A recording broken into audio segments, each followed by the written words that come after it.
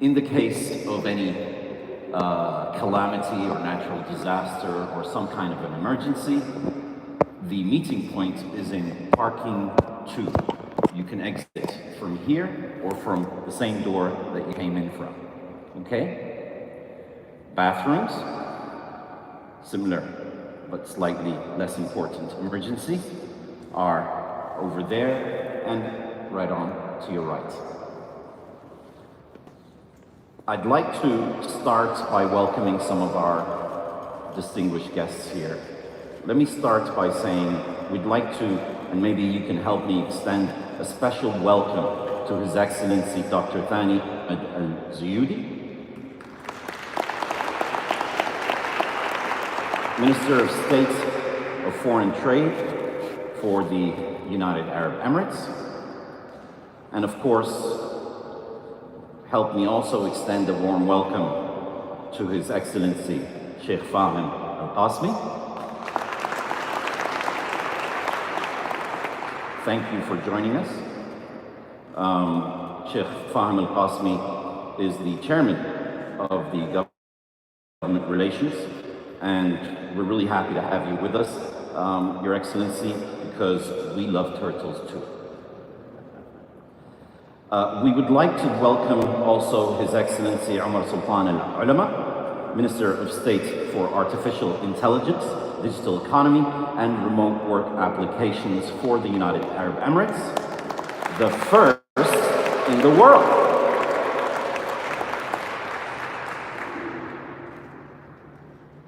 Your Excellencies, distinguished guests, welcome to the second edition of the MENA Innovation Tech Transfer Summit. I say the second edition because the first edition was very, very exciting and very successful to have happened smack dab in the middle of the pandemic. We're all very happy to have you here. It was the first one last year. Many dialogues, introductions went forward, and a lot of technology also came together for the progression of humanity, to make the world a better place. And you're going to hear us say this many times during the day. This event will produce a brief white paper that will be used as a roadmap towards what occurs between this minute and the next. The world is falling apart. Climate, energy, water, food security, education, we're falling behind. And it takes collaboration and progress and the transfer of technology across corporations, government, and academia to progress, to make the world a better place. So, if the next generation is to fix what we broke and solve today's problems, we need more thinkers, we need more doctors, we need more scientists, and we certainly need more startups. And SRTIP is that vehicle for the required progress the world needs. Today, you will have an opportunity to engage with some of our startups and their innovations. And I'm sure His Excellency, our CEO, will let you know more about that. You will hear from some prolific speakers and panelists. You will be able to engage them and learn from them. We hope you're going to enjoy your day with us. This event will produce a brief white paper, like I said, which will provide us that roadmap. Now, of course, I have one more person to introduce. Last but not least in any sense of the imagination, we would like to thank our gracious host, His Excellency Mr. Hussein Al-Mahmoudi.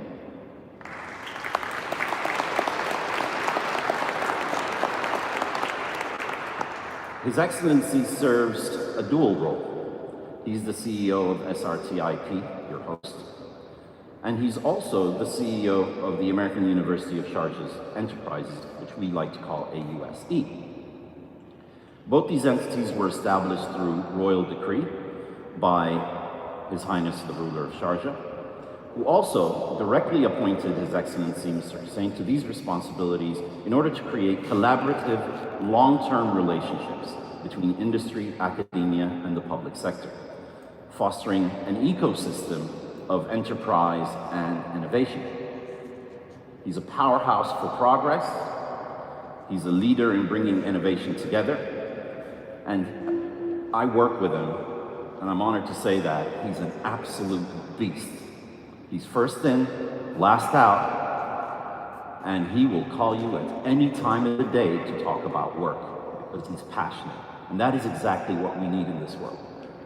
He's a man who has led SRTIP to be the fastest growing innovation park in the region. Ladies and gentlemen, thank you for having us, Your Excellency. Your Excellencies, distinguished guests, please help me welcome His Excellency, Mr. Hussein Al-Mahmoudi.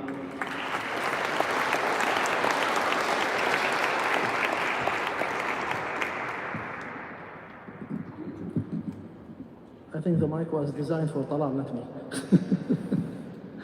Can you make it shorter? Good morning, ladies and gentlemen. Your Excellencies, distinguished guests. We're really very privileged to have you here with us today. So thank you for making the time and being with us today here. First of all, I would like to convey His Highness Sheikh Dr. Sultan Al-Qasimi, the ruler of Sharjah, wishes to you all for a great conference. This place would not be here without His Highness' vision. A ruler that designed Sharjah to become a center for education, excellence, research, and innovation. So we would like, on your behalf, also to thank him for this great venue. Distinguished guests, delegates, good morning. Today, the Middle East is becoming more than ever the world's fastest growing marketplace for business and technology transfer. As the CEO of Sharjah Research and Technology Park, the UAE fastest growing innovation hub, I'm proud to welcome you all to the second edition of the Middle East Technology Transfer Summit. We have brought together global investors, governments, private sector representatives, experts, entrepreneurs, academics, and other relevant stakeholders for an immersive experience of knowledge sharing, business showcasing, and networking. In this event, we are focusing on creating and nurturing startups and early stage technologies, identifying intellectual properties, and collaborating in commercializing those opportunities. We have also invited leading experts to discuss how to best shape the future of innovation while creating sustainable impact in line with the UN Sustainable Development Goals. In this conference today, we will look at different topics. We will look at the role of government in promoting and developing technology transfer and commercialization. We will also discuss how our entrepreneurship ecosystem playing a role in developing itself to be able to accelerate the pace of technology transfer and commercialization. We have experts who will discuss intellectual properties and how we can come with our own model here in the UAE and the region to be able to unlock IPs and commercial them and take them to the next level. We will also have a showcase of best practices that took place all the way from North Africa to CIS. Our summit program is divided into 6 thematic pillars: water technology, renewable energy, environmental technologies, digitization, industrial design 4.0, and mobility and smart cities. These are the 6 core areas that SRTIP focuses on. All of these things combined lead to a big, audacious goal to position the UAE and Sharjah as a center of innovation and technology transfer in the Middle East region. MITT Summit is also in line with the vision that anticipates the future, being advocated by His Highness the ruler of Sharjah. The Middle East is becoming the world's fastest growing marketplace for businesses and technology transfer. And we believe there is no better time to have a summit like this than this time. We are doing this by strengthening our commitment to research, education, training, and technology transfer, enhancing corporate engagement programs, new venture cultivation, and support and boosting shared responsibilities with the emphasis on national and regional and international multinational institutions and initiatives. We have a profound impact on our society. Now recovering from a global pandemic, I see a big change on the horizon, all toward research, technology, and innovation. And we are that at SRTIP Park, we provide an environment that mature creativity and innovation by creating an attractive, sustainable park with a world-class infrastructure and ecosystem. Again, I would like to take this opportunity to thank our partners, the American University of Sharjah, Sahab, and also our partners from GSTEC, and all the speakers who was part of this amazing event.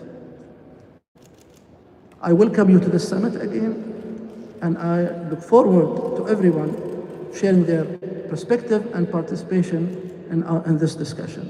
Thank you.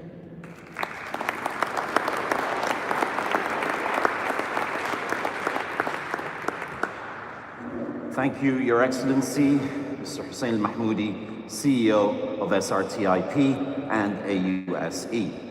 For our next distinguished guest, I'd like to ask a man who has formally assigned the task to attract the best talents and competencies to serve the strategic direction of the United Arab Emirates. His Excellency also oversees the development of non-oil foreign trade, and Lord knows, we know those sectors are growing. There's got to be a reason why. And the expansion of global partnerships, in addition to enhancing the investment climate in the country in order to cement its position as a major business destination at the regional and global levels. Clearly, this man has done a good job. Ladies and gentlemen, please welcome His Excellency Dr. Thani Ahmed Al-Zuyudi.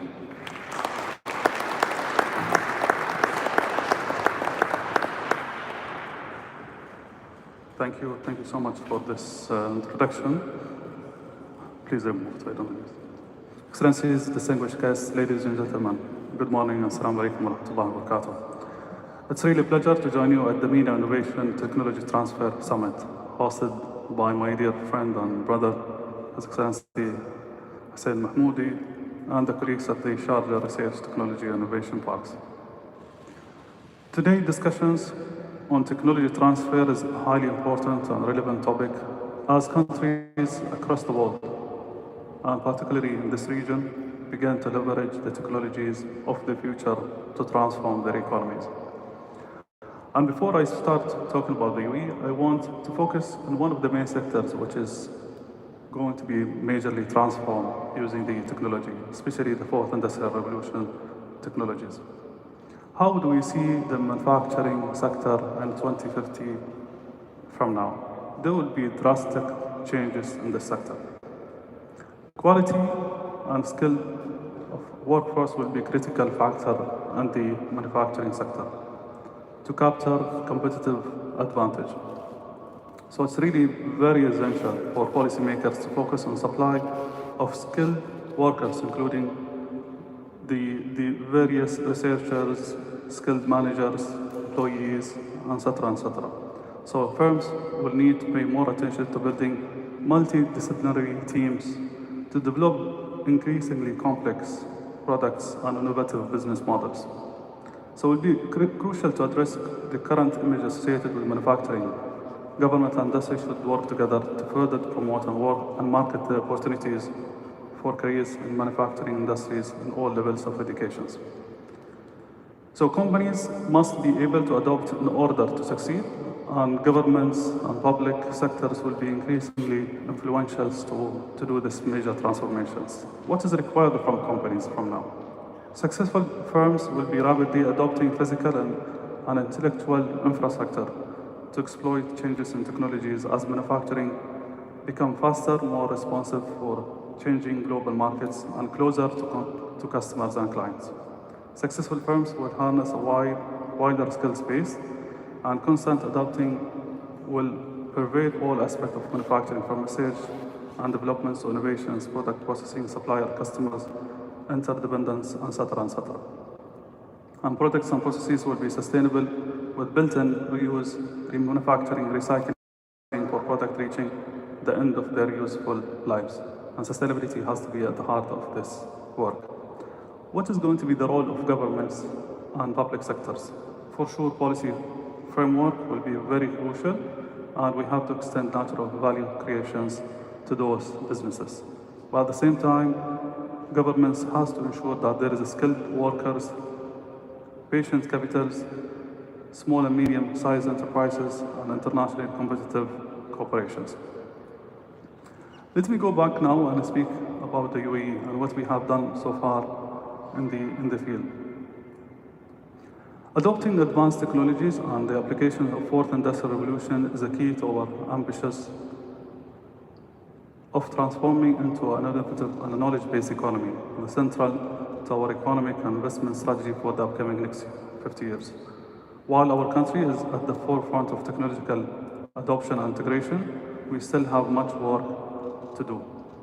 Today, the UAE is taking concrete steps to attract investment in advanced technology sectors, which will bring technology know-how, jobs, and growth. AI, fintech, agri-tech, telecommunication, medical technology, high-speed transportations, robotics, and renewable energy are all areas in which we are channeling these investments toward. Moreover, the UAE recently launched Operation 300 Billion, a comprehensive strategy to develop the UAE industrial sector, which is primarily focused on future industries that implement advanced technology and fourth industrial revolutions solutions. The UAE is also strengthening regulatory framework and policies to enable greater technology transfer and adoption. For example, through the strategic partnership with leading global companies, we are creating conditions to advance digital trade and investment and improving IP's rights and protections.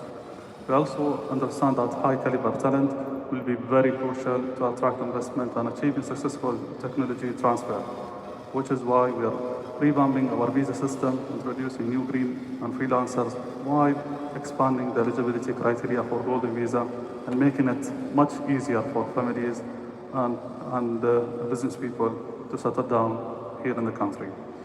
Given that technologies and their applications continue to evolve rapidly, the UAE is committed to collaborating with regional and global stakeholders to achieve successful technology transfer and adoption and drive greater economic growth. Thank you so much for the invitation. Wish you all the best in the summit, and I'm sure it will add a huge value to the region and to the country in particular. Thank you.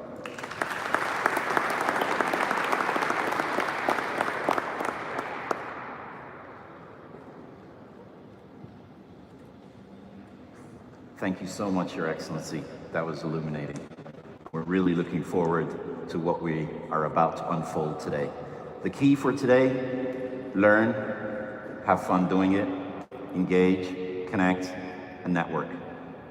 We have several wonderful sessions coming up, prolific panelists, and to start our first panel is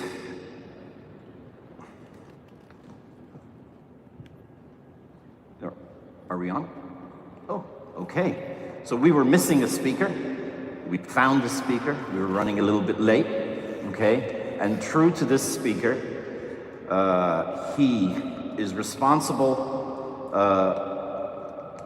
for enhancing the government performance by investing in the latest technologies and tools of artificial intelligence and applying them in various sectors. He's also a student of the American University of Sharjah. Ladies and gentlemen, we will connect via video call with His Excellency, His Excellency Umar Sultan Al-Ulama.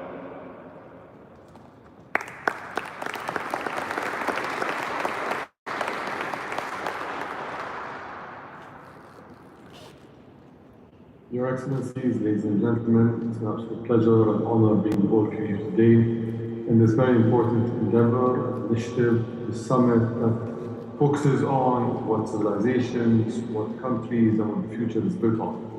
Transfer of knowledge, the transfer of science and technology, the transfer and the development and continuous pushing forward of innovation. I would have loved to be with you in person today, but unfortunately, because of sudden changes in my schedule, I had to use technological means to partake in this wonderful gathering.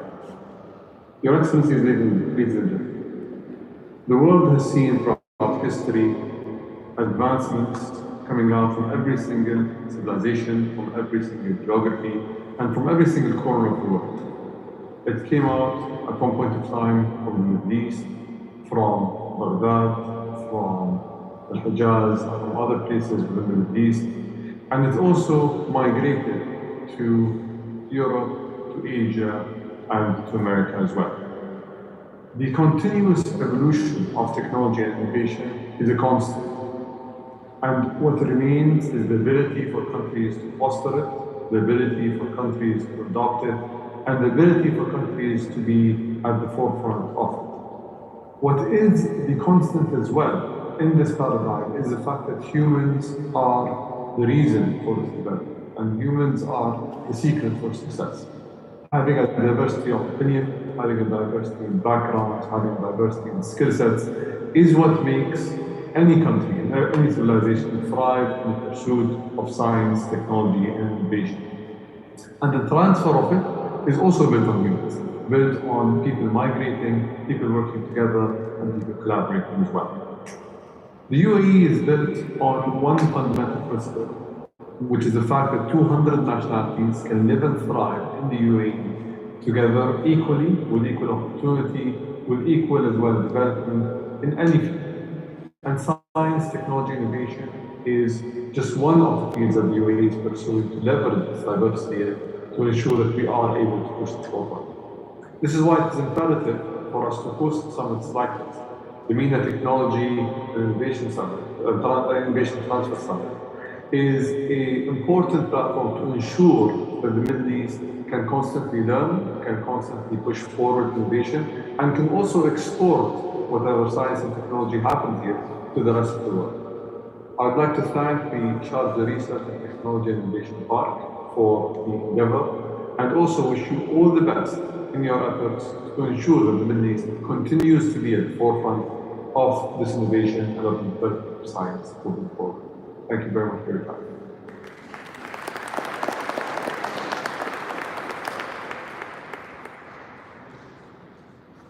Thank you, Your Excellency. We are so glad that we were able to connect. Thank you guys for coming. Thank you, Your Excellencies. And thank you, everyone, for us now to start our event in terms of list of panelists. We will start with the MENA Region Technology Transfer Status Update. And I'd like to introduce you to your moderator, who will then introduce you to your panelists. This moderator is the head of professional services for the public sector for the Middle East and Africa, for a small company that you may not know called Amazon for the Web Services Department. Ladies and gentlemen, distinguished guests, Your Excellencies, Ghada Al-Qaisi.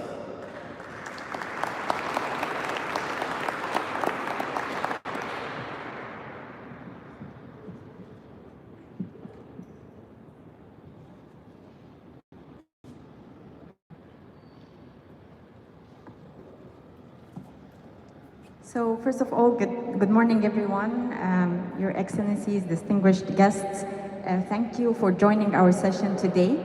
So my name is Ghada Qaisi. I'm the head of the Public Sector Professional Services, covering Middle East and Africa for Amazon Web Services.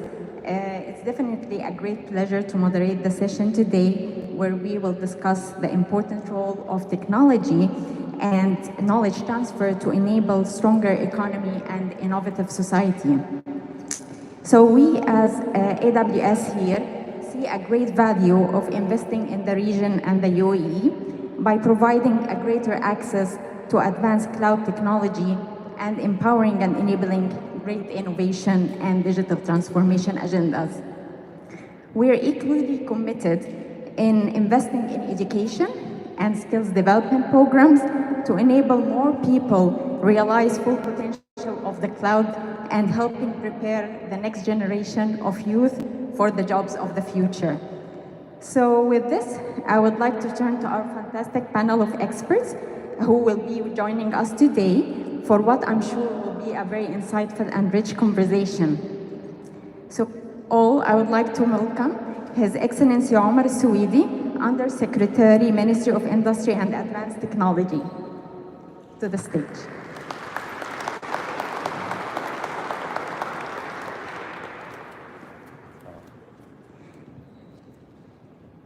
So His Excellency managed a set of plans and initiatives to support, enable, and advance the Emirati industry, increase its contribution to the national community, encouraging innovation and employing advanced technologies to enhance industrial systems and empowering the small and medium enterprises. So welcome, Your Excellency.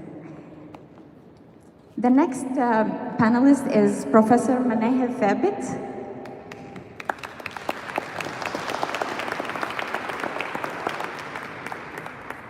Dr. Manahid is the president of the Economic Forum for Sustainable Development. She is ranked the top 30 smartest people alive by Super Scholar, and she is the founder and president of Smart Tips Consultants. Added to this, in addition to so many amazing awards and roles, she is a Royal Grand Cross Officer of the Companion of the West Swan and Fellow of the Royal Society of Medicine in London. Welcome, Dr. Manahid.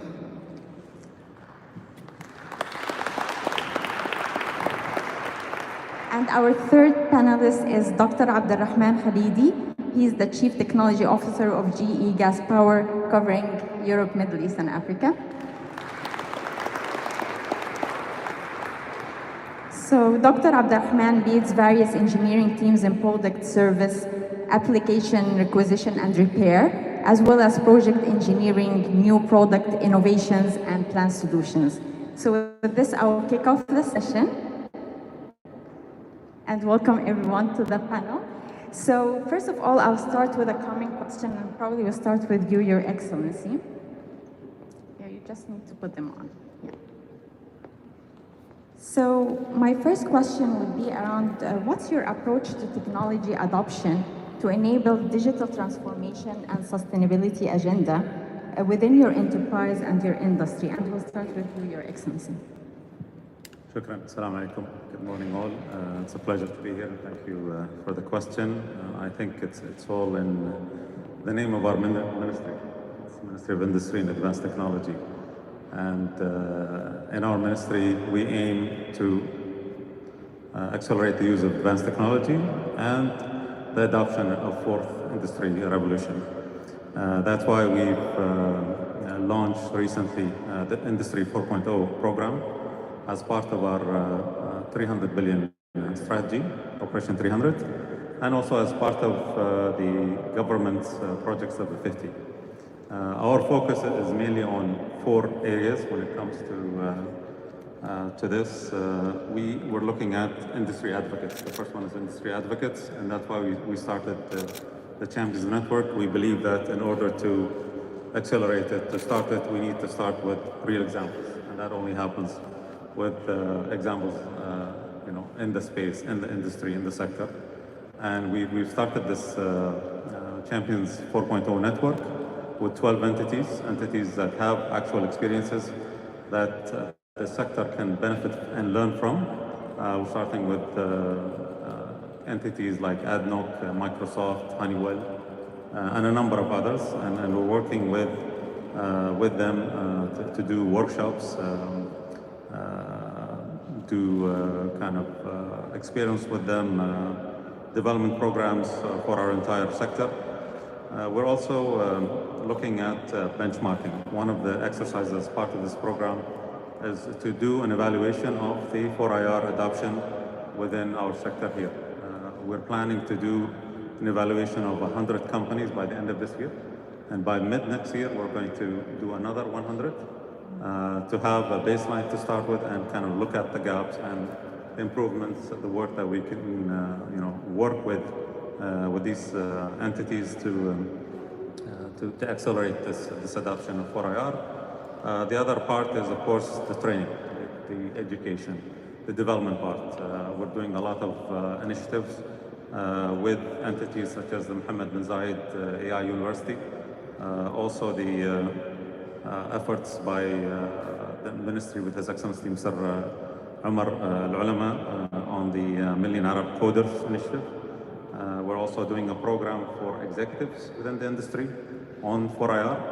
And the last and probably important part is on the support and funding for industries to get into this development. We have a 5 billion allocation with our strategic partner, Emirates Development Bank, to help entities not only with the different financing solutions, but also with the support, the supervisory and development support for these entities to get into this accelerated 4IR development. This is really interesting, and we're excited about all of these initiatives. So with this, I'll turn to Dr. Manahil and would like to hear your thoughts as well. Glad to be here. Glad I have a different view about the approach, actually. And I have a little equation for that. The equation, which is T equal ER at the power of 2. Transformation is equal to the economic rewiring at the focus of 2. When we talk about the transformation, especially the digital transformation or the technological transformation, it's a process. So if we want to do it right, we have to see the holistic approach to it. It starts, of course, and everybody knows, with the incubators, developing incubators, developing accelerators around the idea of technology, encouraging intellectual production, intellectual property rights and patents. Now, come the second thing, which is the navigation towards the fintech or the digital economy. And we have to create the balance between the conventional economy and the digital economy so that we don't lose any of them. And the big question is, transfer what? Are we transferring technology? If yes, then we should know our position towards technology. I mean, I'm talking about the Middle East. We are the best consumer, worst producer for technology. And if we want to look at technology as something we need to move towards, we need to commodify it, deal with it as a segment of the economy, as a product. And to be able to do that, we need to industrialize it. And to industrialize it, we need to create a production line of it so that we can package it as a product, sell it, resell it, and develop it. And develop the ecosystem around it from rules, regulations, law, and different aspects. So this is my opinion towards the transformation. Can't agree more, Dr. Manahil, and definitely will dig deeper into skills development in the upcoming questions. So, and Dr. Abdulrahman, definitely would love to hear your view, especially you're also coming from energy industry. So what's your thoughts about technology adoption and sustainability? Okay, first of all, can you hear me well? All right. Assalamu alaikum, good morning. I'm really honored to be representing my company here in Sharjah with Mr. Hussein, who we started a collaboration 2 years ago. I represent General Electric company, so I have a lot on my shoulder to talk about, but I'm gonna try to be concise. GE, as you know, has been invented by Thomas Edison. It is built on a simple idea of innovation and innovation sustainability. If we did not innovate, maybe we would not have survived the First World War, or the big crash, or the Second World War, or the 2000s, or the digital age. So innovation has to be done, and it has to be done in a sustainable way. What would GE do? If I want to summarize what GE is concerned about right now, which touches all of us, by the way. Some of you who flew here to Dubai or to Sharjah, most likely 50% of you have flown on GE engines. On jet engines, we have more than 60% of all jets in the world running on GE engines. There is a big effort on what we call the future of flight. How would the jet engine industry evolve to meet the decarbonization challenges? That's a big topic, and GE is investing in it, and we welcome collaboration. The second one, which touches all of us, is precision health. Not MRI system in general, not CT scan, but how can I detect a 5-millimeter cancer? What can I use technology-wise to do early detection and functional detection? This is a big field evolving in the world. It's gonna touch all of us at some point. This is something that GE is gonna be invested in. The third, which represents my division, and I'm gonna talk a little bit about energy transition. In 2 days, the COP26 will be in Glasgow, as you know. Were you surprised by the recent announcements from different countries? People who know what's going on, they should not be surprised. Saudi, UAE is gonna lead the world, at least in this region, in its commitment. Saudi follows Kuwait and Qatar and others. There are 2 challenges, by the way, for UAE in decarbonization, and both requires local innovation. The first one, the Gulf in general was part of for 80 years, we were part of the energy hub for the whole world. Some people are saying, would we need oil and gas in 30 years?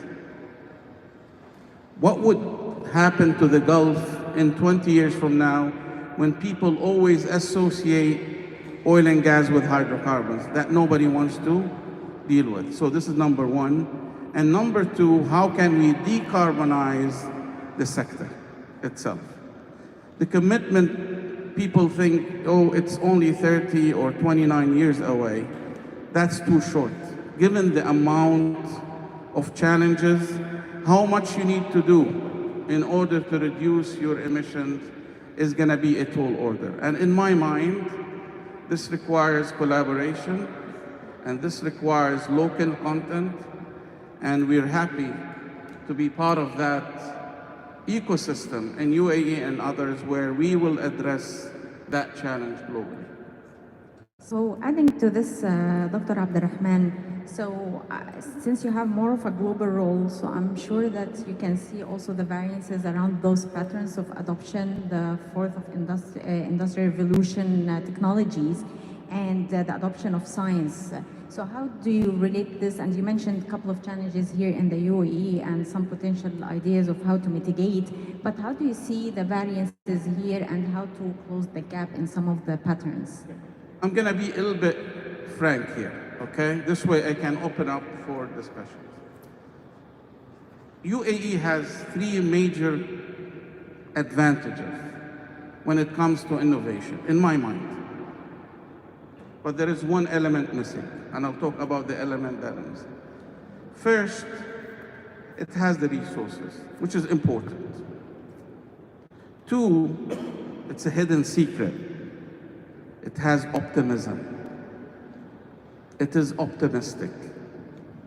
Meaning people and leaders in this country are optimistic about that. Not only we're going to survive, in the midst of what we see around us, where countries are disappearing or going into shambles, there is a strong feeling of optimism for the future.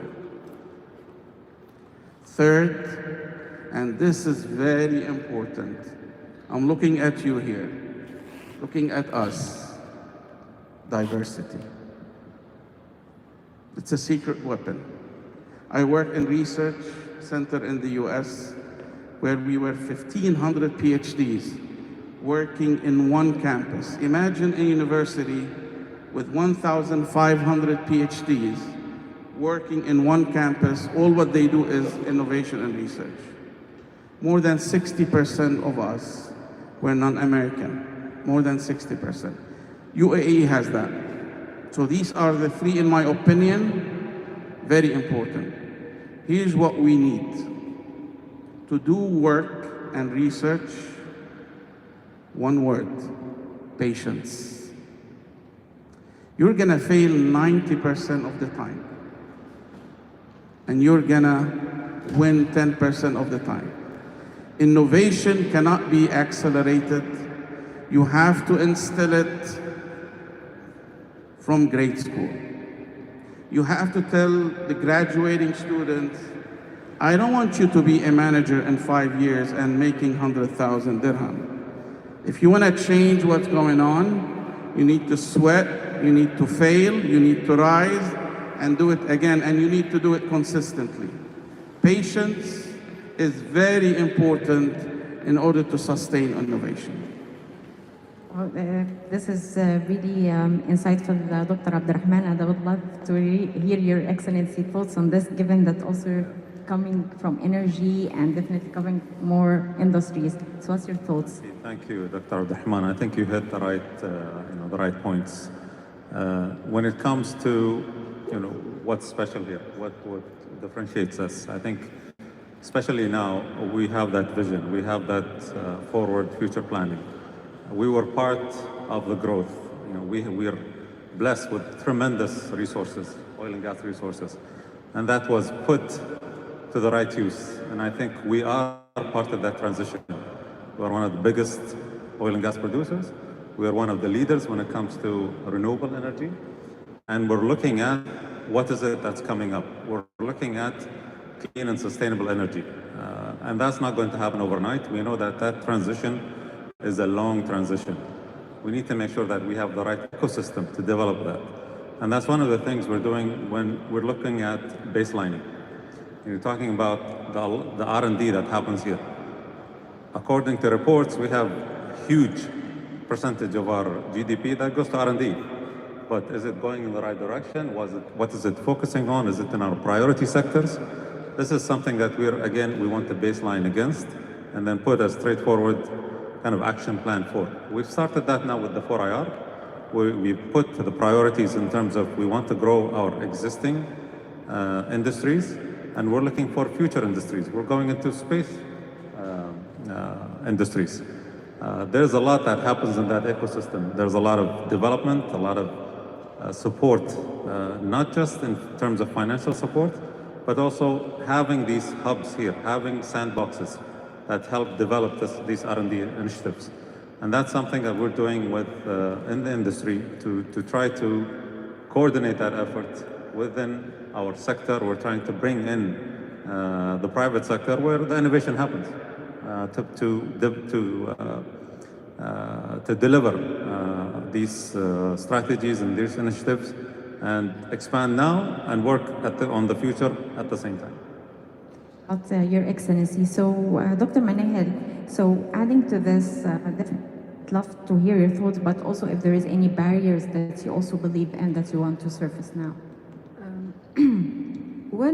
Talking about the fourth industrial revolution, we find that there are two, directions into it. Some people, they will go into the direction of the digital utopia, and the other direction will be digital illiteracy.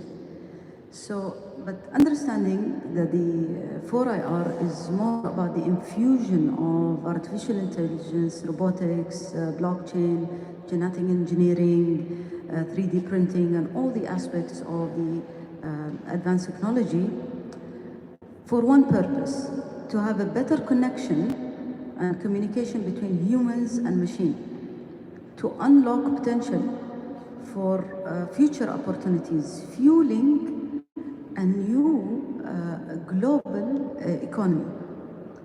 Now, having said that, and some countries, they can afford this transformation, and some countries, they cannot, so they go around it. Impressed with the strategy of UAE, moving towards that direction. For example, moving from oil to energy, like Baraka project, mega project, the nuclear project. This is an important step to go into the renewable energy, to go into sustainable energy and clean energy. But some other countries, they cannot provide this because there are different barriers. Some of the barriers, which is knowledge. We lack knowledge towards the transformation to 4IR. We lack the trust in the transformation itself. And we lack the commitment from governments, some of the governments, and the private sector moving towards the application of the fourth industrial revolution. So, Dr. Manihir, picking on the knowledge part, and I think this was raised by all of you as panelists. So, skills and knowledge sharing is really critical, as we know, for the adoption. And you mentioned actually creating and exporting, not just consuming. So, how do you see us like growing the skills and addressing the gap in our market today? Well, I have a catch on that. 60% of future jobs in the next 10 years will be based on creative thinking. And there is a global creativity crisis, global. It's normal for creativity to decline in China. It's normal to decline in the UK. It's normal to decline in Mexico and in here. But what's normal is not natural. It has nothing to do with the capacity of the brain and its ability to think creatively. Now, if we talk about talent economy and knowledge-based economy, we go back to the mindset and the creative ability in humans to think differently, to think in a manner of critical thinking, problem solving, creative thinking, to find solutions for any problems. Now, if you look at the constraints, and I'm talking about the Middle East, that the education system, and like my colleague here, Khaled, said, you plant these seeds from mensoil, from kindergarten, to have the knowledge production. The constraint of the education system is the main cause of the stagnancy of the kids or students thinking differently. I mean, it's known that universities are the main factory of ideas.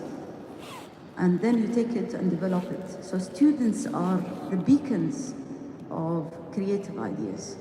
And I would recommend the governments and encourage them to change the education system to include more topics to enhance creativity, to enhance critical thinking and problem solving. So, Your Excellency, what are your thoughts about, as Dr. Manihir mentioned, things about changing curriculums and so on in order to improve skills and not? And I know you mentioned initiatives in the beginning about talent building as well.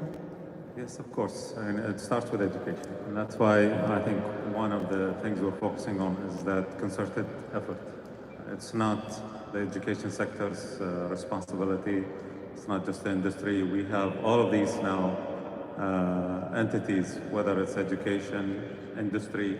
You know, we maybe set the tone in terms of what the priorities are. These are linked to economic growth. They are linked to global trends. But at the same time, we need to, and we've started that communication with the educational institutions to say these are the fields that we need development in. And not only that, but also provide opportunities for students, starting from maybe secondary to university, having those opportunities to also get that hands-on experience. So it's not just telling them this is where you need to study and we'll see you in 4 or 10 years. This is where we combine that learning. We bring them in. We're working with our private sectors in almost every program that we develop, we try to find opportunities for our students. We take things as simple as the program that we started with the in-country value. And we take every opportunity that we have in developing the skills in something as simple as auditing firms, auditing them in the technical realm. Because everything that we do brings in technology for IR or any kind of advanced technology.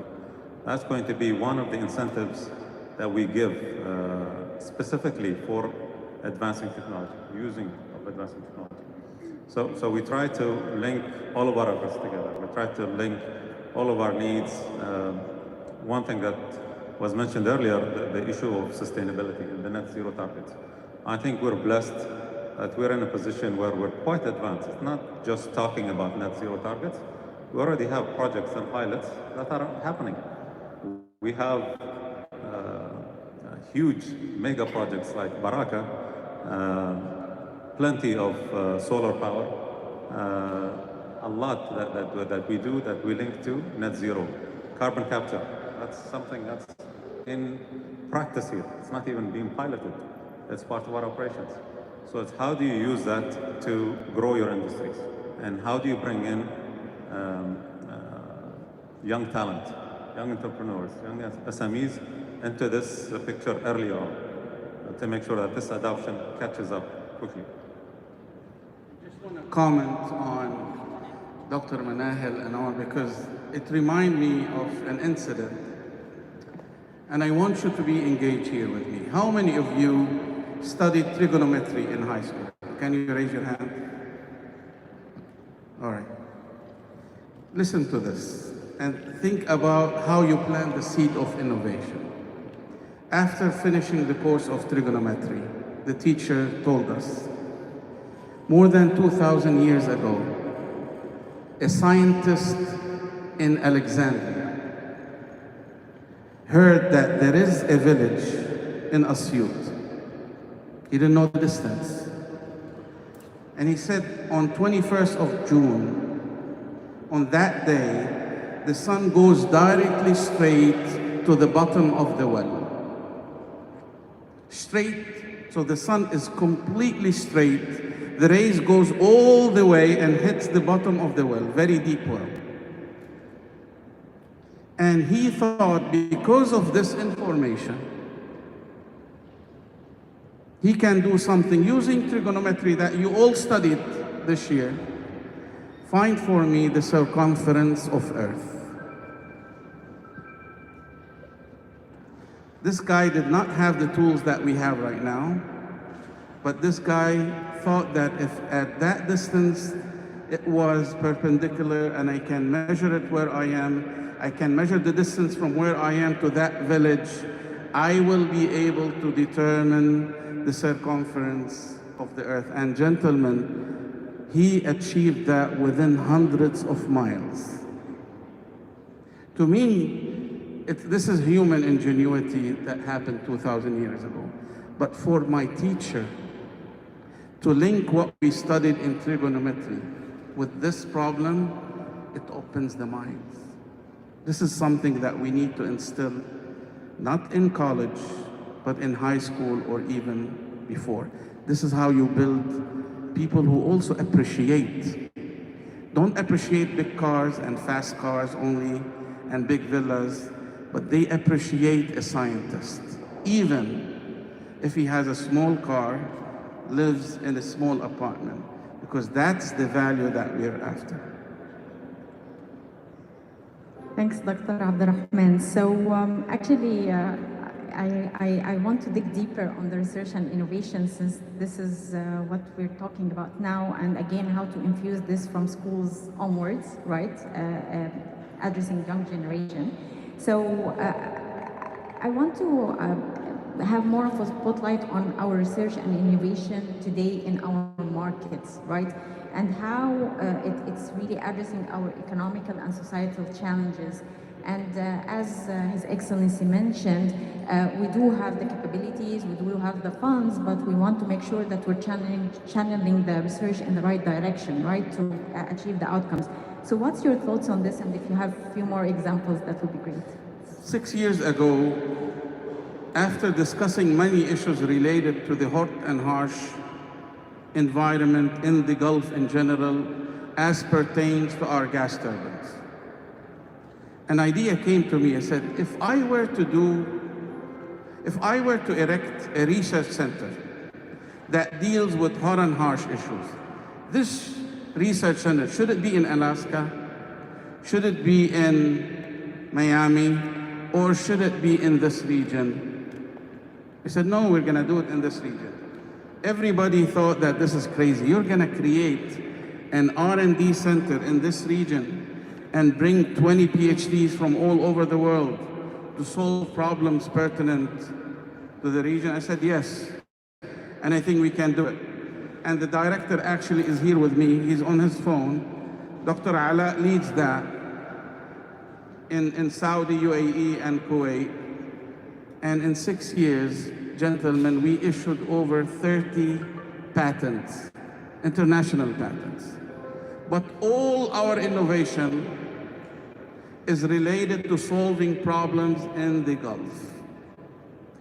So if I were to give a challenge, this is my ask. I think in the Gulf, in general, we should innovate the most efficient water desalination system. Why not? If we're going to be sustained for the next 100 years on seawater, why should we wait until Japan or Israel or US or France come up with it? Why not us? This is number one. Number two, in decarbonization, as His Excellency said, we should lead the world. We were the hub of energy for the world for the past 80 years. We cannot let that train pass.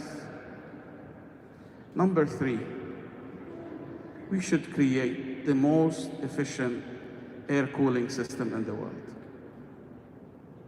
The best air conditioning system in the world, because to my knowledge, the weather is not going to change, right, Your Excellency? Most likely. Why should the SEER 13 and 15 and 16 be invented by Mitsubishi? Why not here? To me, this is relevant, this is real, this is achievable, and we have the resources. So I think we have all the elements to be successful. I believe in local content, like Dr. Manahal, that emanates from the needs of the land.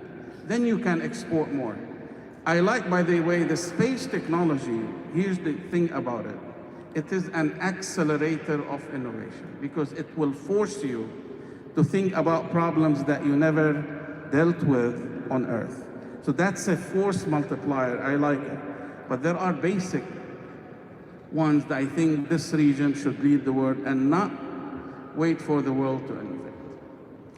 Thanks, Dr. Abdulrahman. So, Dr. Manahal, I'm intrigued also to hear your thoughts on ideas similar to what Dr. Abdulrahman mentioned, but I'm sure... I have a different view about that.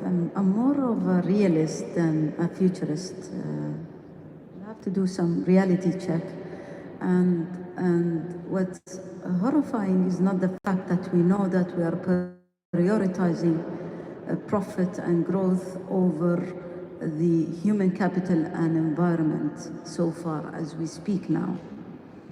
But it's more about the collective consciousness. It's more about the awareness. It's more about setting up strategies and goals. And as Dr. Abdulrahman said, the desalination. Why not to be the center of the world on this aspect? It just, I believe that the strategies, and I'm talking, let's assume about the Gulf in general, it's everywhere. I feel it's a bit big, broad. We need to narrow it down, and I'm sure that the leadership, especially the beautiful leadership of UAE, they want the best for the nation and for the world. But applying the vision comes with a more narrowed down strategy. So we need to prioritize the strategy. Okay, do we need to apply the SDGs first? Do we need to enhance innovation? Do we need to increase the patent and intellectual property right? Do we have a technometer towards where is the direction going towards technology? So these aspects, if put and cascaded down to have more of a meter towards, like I see the General Innovation Index, and I see that countries, Arab countries, they will be upskilled in the ladder, but when you dissect the information of their positions, you see that there are really very thin and shallow in the intellectual property rights, patent, which are the foundation of the innovation industry, digital industry, and the fintech in general. Thanks, Dr. Maneh. So I think we're almost up to time. So I would like to close this session with a closing remark from every one of you. So if you want to leave the audience with one call to action on how you believe we can leverage the technology and accelerate in our markets covering research, SMEs, etc., what would be this one call to action that you want to leave the audience with? And we'll start with Your Excellency. I think our subject here, our topic, the fourth industrial revolution, is something that's part of life, part of business, part of our operating model now, and it's something that we need to catch up to. And accelerating is just not for the sake of being labeled 4IR user. We need to be a developer. We need to be an innovator in that space. For us to be globally competitive, to be sustainable, to work on our efficiencies, to work on our human aspects also at the same time, we need to take actions. For us in the Ministry of Industry, we have a call to action for academia, for the private sector, for the industry sector, to come and get engaged in our initiatives. The 4.0 Champions program is something that's an open invitation to all to participate in. We have a number of initiatives, a number of incentives. Linked to that, we are creating an ecosystem that helps build that takes away some of the risks that entrepreneurs and SMEs face. We're trying to combine efforts with all of our sectors, from the big players like GE and all the big companies with the SMEs to make sure that we deliver tangible results. It's not about the label, it's about actually coming up and continuing our current achievements in UAE. And our ambitions go beyond Mars. So this is an open invitation to engage with us in the ministry, to learn more about what we're doing, especially in the 4IR realm, to engage, to benefit, to be part of this development. Thanks a lot, Your Excellency. Dr. Maneh. My closing remark would be very small.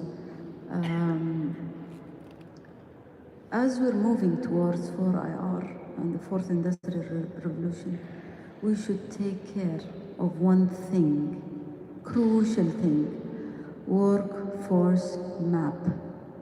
The geography of it will change. As we move forward, we should make sure we leave no one behind. We don't want the unemployment indicator to go very high as we use the artificial intelligence. So we need to create a balance. We need to pay attention to the workforce mapping, the distribution of it, and plan well and value the human capital over profit and growth. Thank you. Thanks, Dr. Manal and Dr. Abdulrahman. The circumference of Earth for me. When you go home, just make that calculation and let us know. What I would ask is, look, the human race is right now is going to be intensified.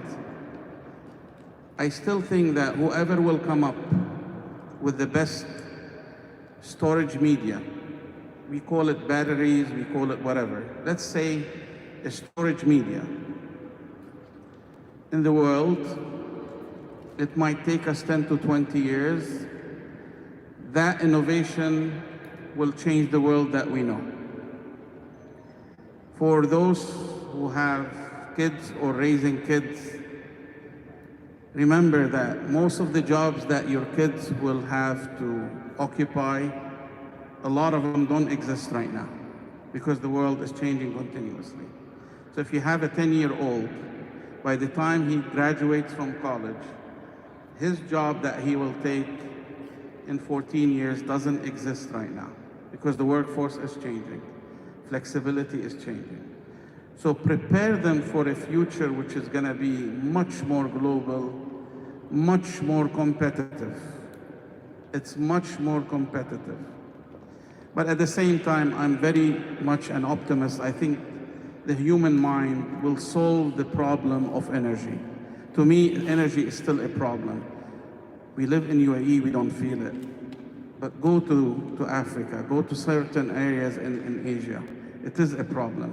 There are almost 1 billion people without electricity until now. So the human mind will solve that issue, will solve the issue of energy, and hopefully for a better future. Thank you for inviting me. Appreciate Thanks, it. Dr. Abdulrahman, and thanks to the esteemed panelists. I hope everyone enjoyed and wish you a rest of great day with the rest of the sessions. Thank you very much.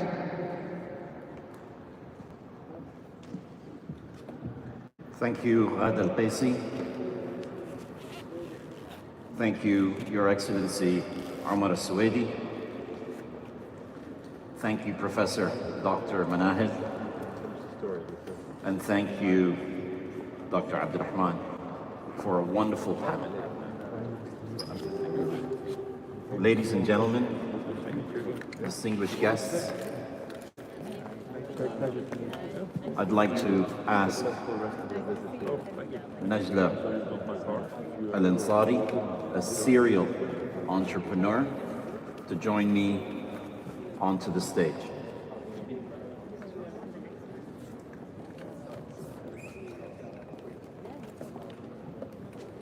Right. Very good. معك أمنية صالح، أنا من إذاعة فلسطين 5 راديو، هيئة الشرق الإذاعة والتلفزيون.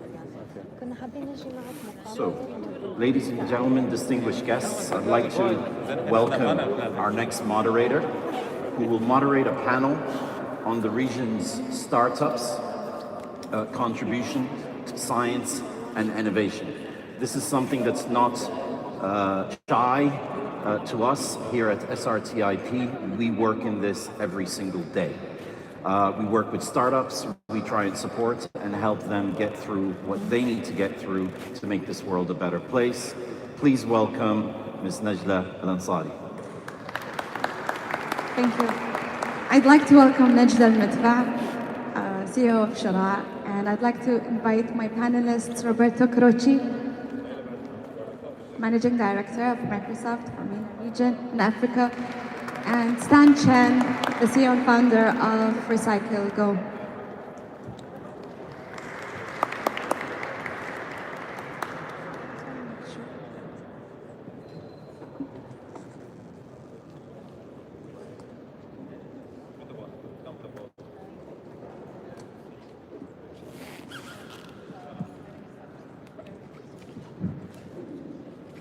Welcome everyone, welcome to Sharjah, welcome to my hometown, marhaba for those who are visiting UAE.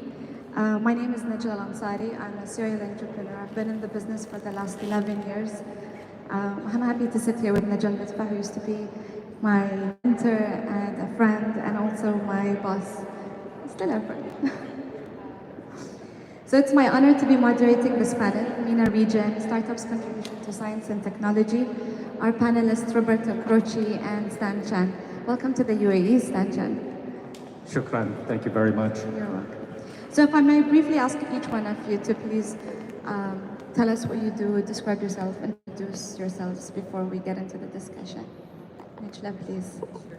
First of all, good morning, everyone. It's a pleasure to be here, and thank you to Mr. Hussein, His Excellency Hussein Mahmoudi, for organizing this event. And it's really nice to see that events are actually coming back in person and to be able to have this human connection again. By way of introduction, my name is Najla Mitha. I'm the CEO of the Sharjah Entrepreneurship Center, Sharjah, which is also based here at the Sharjah Research Park. That's where we're headquartered.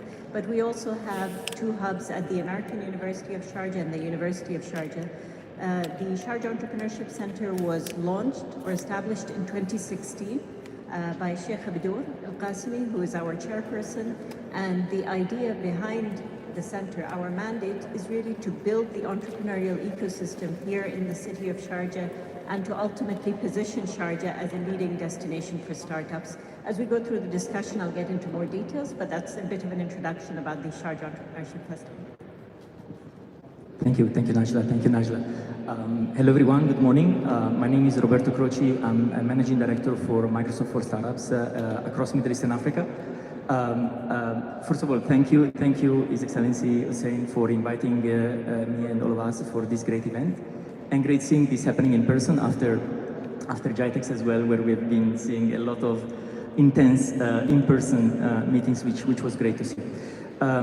My background is in tech. I've been working in companies like Google for a long time, now Microsoft, helping large customers and startups to jump into this digital transformation thing, right? So understand digital, maybe change the business models, adopt technology, and transform the way these companies have been operating, right? So it's been it is an exciting journey.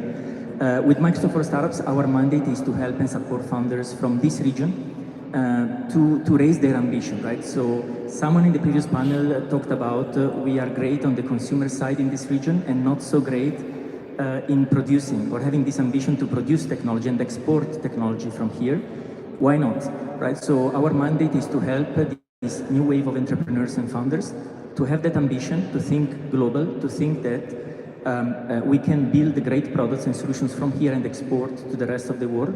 And of course, equip them with the knowledge necessary to understand technology, build on technology, and go to market with their products and solutions. So looking forward to a great panel and a great conversation altogether. Thank you, everyone. Assalamu alaikum. My name is Stan Chen. Thank you very much for inviting me here, Your Excellencies. Your Excellency Hussein, for hosting this event. My name is Stan Chen. I'm from RecycleGo, a startup from the United States. I'm here today to talk a little bit about myself, my background, and blockchain and its potential in general. My background, I'm actually a 20-plus year veteran of the recycling industry at this point. I've been doing this second generation recycler, and about 4.5 years ago, I started on my software startup journey. And nobody told me that it's a never-ending process, and especially when it comes to software development. But we went down the blockchain route about 2.5 years ago, and we've been developing ever since, first on Hyperledger, now on the R3 protocol. And we are building the blockchain for recycling and really tracking materials as they're going through the recycling supply chain.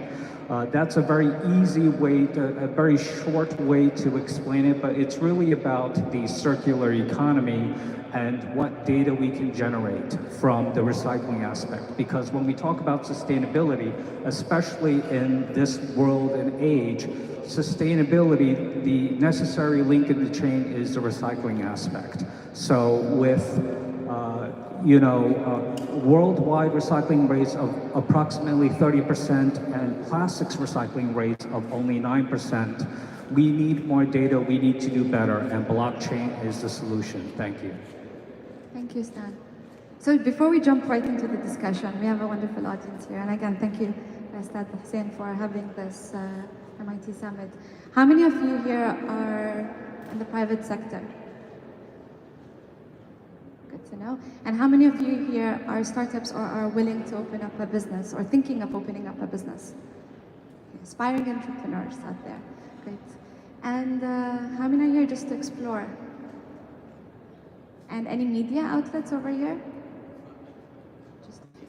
Great. We'll get this number up next time. So before we jump right into the discussion, Sharjah and Microsoft are both leading forces when it comes to supporting the entrepreneurial ecosystem. And what we would like to know, since most of the audience here are entrepreneurs and startups, how are you guys supporting startups or innovators? Najla, we can start with you. Thank you. So, as I mentioned, the Sharjah Entrepreneurship Center was established in 2016 to build the ecosystem, the entrepreneurial environment here in Sharjah. And what we've developed over the last 5 years is a journey for any aspiring entrepreneur to go through. That journey has 4 steps: inspire, educate, incubate, and grow. So on the inspire stage, and they mentioned this in the last panel, and I couldn't agree more, when you are building an ecosystem, the most important factor is building a culture of entrepreneurship and instilling the right mindset. And that's where we started 5 years ago.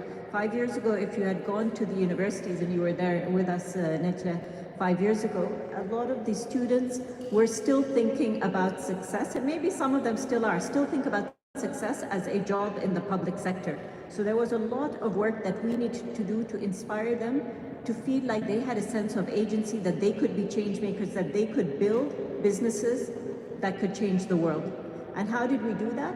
Through various events, by showcasing role models, both regionally and internationally. And our flagship event is the Sharjah Entrepreneurship Festival. It's an event that attracts around 3,000 to 4,000 young students, aspiring entrepreneurs, existing entrepreneurs, as well as other stakeholders from the ecosystem. We've had speakers such as His Excellency Hussein has been a speaker, His Excellency Mohammed Al-Abbar, Gary Vaynerchuk. This year, the festival is actually happening on November 22nd and 23rd. Please put it in your calendar, sharjahef.com. It's free to register. We have speakers such as the founder of the app Calm, if any of you are familiar with the Calm app. We have Lewis House as a speaker. Regionally, we have entrepreneurs such as Rashid Al-Gharer from Kafu, who will be joining us as a speaker. So we look forward to welcoming you to the festival. So that's the inspiration side. The next step is education and upskilling. How do we provide and how do we close the skills gap that, again, the previous panel was talking about? How do we provide the next generation with the 21st century skills that are required to succeed, irrespective of whether they are going to be an entrepreneur or not? These are important soft and hard skills that we instill in these students and aspiring entrepreneurs. So on the hard side, we're talking about things like coding. So we've partnered with an organization in Spain to upskill students on product development and product management. And on the softer side, it's a lot about idea generation, for example, communication, negotiation, teamwork, and so on. These are transferable skills and are useful and valuable, obviously, throughout their careers. Our third step is incubation, and that's the most important program for anyone here who has an idea and is thinking, where can I go to get some help?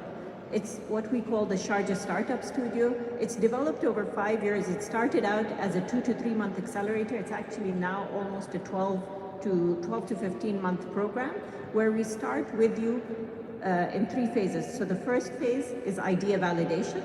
So we help you to actually validate the idea and see if there's actually a market out there for the idea that you have in mind.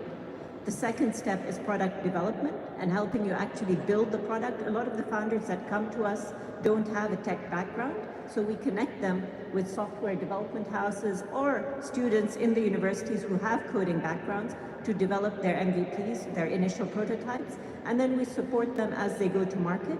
We work closely with the private sector. The private sector obviously has an important role. We've got partners such as Air Arabia in Sharjah, BIA, which is one of the leading waste management companies regionally, Crescent Enterprises, obviously Sharjah RTI is a partner, Shems, Sharjah Media City is a partner, and that really helps us connect these startups to potential partners and customers as well, so that when they're going to market, they actually have a first customer that we can connect them to. We provide some funding in the program, and we don't take equity, so it's in the form of a revenue share, and we can get into more details on that. And then the final step after incubation is grow. We have a lot of scale-ups that come to us that say, we already have an existing business. I don't need your help building my business, but how can you help me grow my business? And so we're launching a program next year to target scale-ups, both regionally as well as companies such as Stans that are coming from around the world and saying, okay, I've got a presence in the US and I'd like to open up an office here in Sharjah or the UAE. How can you support us? And so we're putting in place a soft landing program to help attract startups from around the world to Sharjah as well. That's amazing, Najla. Roberto, with Microsoft, and you have 20 years of experience across Google, Microsoft, and now you're here in the UAE. What is it and how is it that you're helping entrepreneurs and innovators? Beyond. Look, when we think about building an ecosystem, we believe that it's way more about giving in the first place than taking, right? So the approach is very much in line with this transformation, cultural transformation that is happening within Microsoft. Since Satya Nadella moved to the CEO role a few years back, a lot of things started changing within the company, starting with culture, starting with openness to new partnerships, right? So we are partnering now with companies that have been competitors for a long time. So when it came to startups, under Satya's vision, Microsoft decided to launch this new program, Microsoft for Startups, which is almost 4.5 years old. In the region, we started operating 2 years ago. So when I moved to Microsoft, I was in charge to build this division from scratch. So build Microsoft for Startups here for this region. The way we are looking at the ecosystem is how we can really enable a connected ecosystem. We know for sure, and there are researches that are proving it, that locally and globally connected ecosystems have higher returns, also in terms of their economic returns of the startups coming out of these ecosystems, in terms of their bottom line, in terms of their growth, right? So our mandate here is to help connecting the dots across different ecosystem players, whether it's government, private sector, public sector, whether it's accelerators, incubators that are operating in the region, and being more an underlying layer where we usually focus our programs across different pillars. One is technology. So how we can enable people, youth, founders, entrepreneurs, developers, to have a real understanding of technology, equip them with the right resources to learn about technology, how to implement them, how to deploy these solutions, how to build great products that people are going to use. So, and then how to build architectures that can also scale. So a big pillar we help with is technology. The other pillar where we are really trying to differentiate and help founders and startups in the ecosystem is go-to-market, right? What founders, at the end of the day, what founders need is two things, right? Capital and customers. So we believe that given the assets that we have at Microsoft as an organization, and all the relationship with great enterprises, large corporates, our thinking has been, what if we are able to extend these assets in a meaningful way to founders and startups, to give them access to markets, not only in region, but also access to international markets and expanding internationally from here, for example. So go-to-market is where we try to help startups that are market ready to become more enterprise ready, to go international, to go and expand into other countries, to understand what it takes to sell to enterprises, to sell to customers, what's the go-to-market strategy, how to define pricing, how to take their product and maybe build a SaaS version of it and rethink their business model and things like that. So the second pillar we help with is go-to-market. The pillar is about investor readiness, and it's mainly about, on one side is again education. So where we see a lot of startups or founders failing it is trying to raise too much money, funds too early. So what we help founders with is defining a strategy for their fundraising, right? So which investors they should target, how to do a due diligence on investors. So before the investors will do a due diligence on you, when could be the right time to fundraise, right? And then we connect with the venture capitals investors, whether in the region or globally. Eventually, we are the frontline team for our venture arm M12, where we do the due diligence of opportunities that our venture arm can consider, and they will take it forward for the deal making if they are interested. The last pillar we focus on is community. So we believe that a lot of the value that founders can get actually is not necessarily from us, Microsoft, as a partner, but it's also from the other founders and from the community, from partners, from the other founders themselves, right? So enabling this community mechanism and sharing of knowledge and collaboration across the ecosystem is key, and we are trying to do our best to support also the community angle. How we translate these pillars into execution is we have different programs. One is what we call the global program, so it's on a rolling basis, startups can apply, we can onboard them, and we will work with them across these 4 pillars. More recently, we try to have also a more regional focus on this region to try and fill some of the gaps we saw in the ecosystem. So we announced it, and we are in the middle of it, so we launched an accelerator we called GrowthX Accelerator. It's very specific to enable co-creation between corporates and startups. For this first cohort, we are in week 7 out of 12 weeks, so it's 3 months full accelerator. We have 6 corporates, 6 great corporates on board, like Unilever, IKEA, Etihad, Akbank, Accenture, and KPMG. We first work with these corporates to define specific challenges, and we then sourced startups that either already had solutions to solve for these challenges, or teams with the capabilities to build solutions for these challenges. And this was the easy part, right? So working with corporates to identify challenges, identifying great startups is not necessarily the hard part of it. The real hard part is what we are facing right now. So these 12 weeks, where we don't want to be another Me Too accelerator, we are exclusively or 100% focused on co-creation. How startups and corporates can co-create together, how we can enable that co-creation to happen, how we can educate each side of this equation to work together, right? Because we are talking about entities that do not know how to work together. Startups don't know how to find sponsorship and stakeholders within corporates. They might find at the very last step of the process that they don't have access to data, and they are not doing it for a corporate, they're doing it for their users, right? So there are many things that are given for granted or startups do not know, and vice versa, corporates working with startups. So what we are focusing in GrowthX is filling that gap between corporates and startups. We are in the mid of the first cohort, and we are seeing 3-4 POCs that will be probably very likely funded as a first outcome from cohort 1. Finally, the last piece is on skilling. We believe, and I believe with what Najla was mentioning before, it all starts with mindset, right? So, and we believe that we can only change mindsets if we start focusing on youth.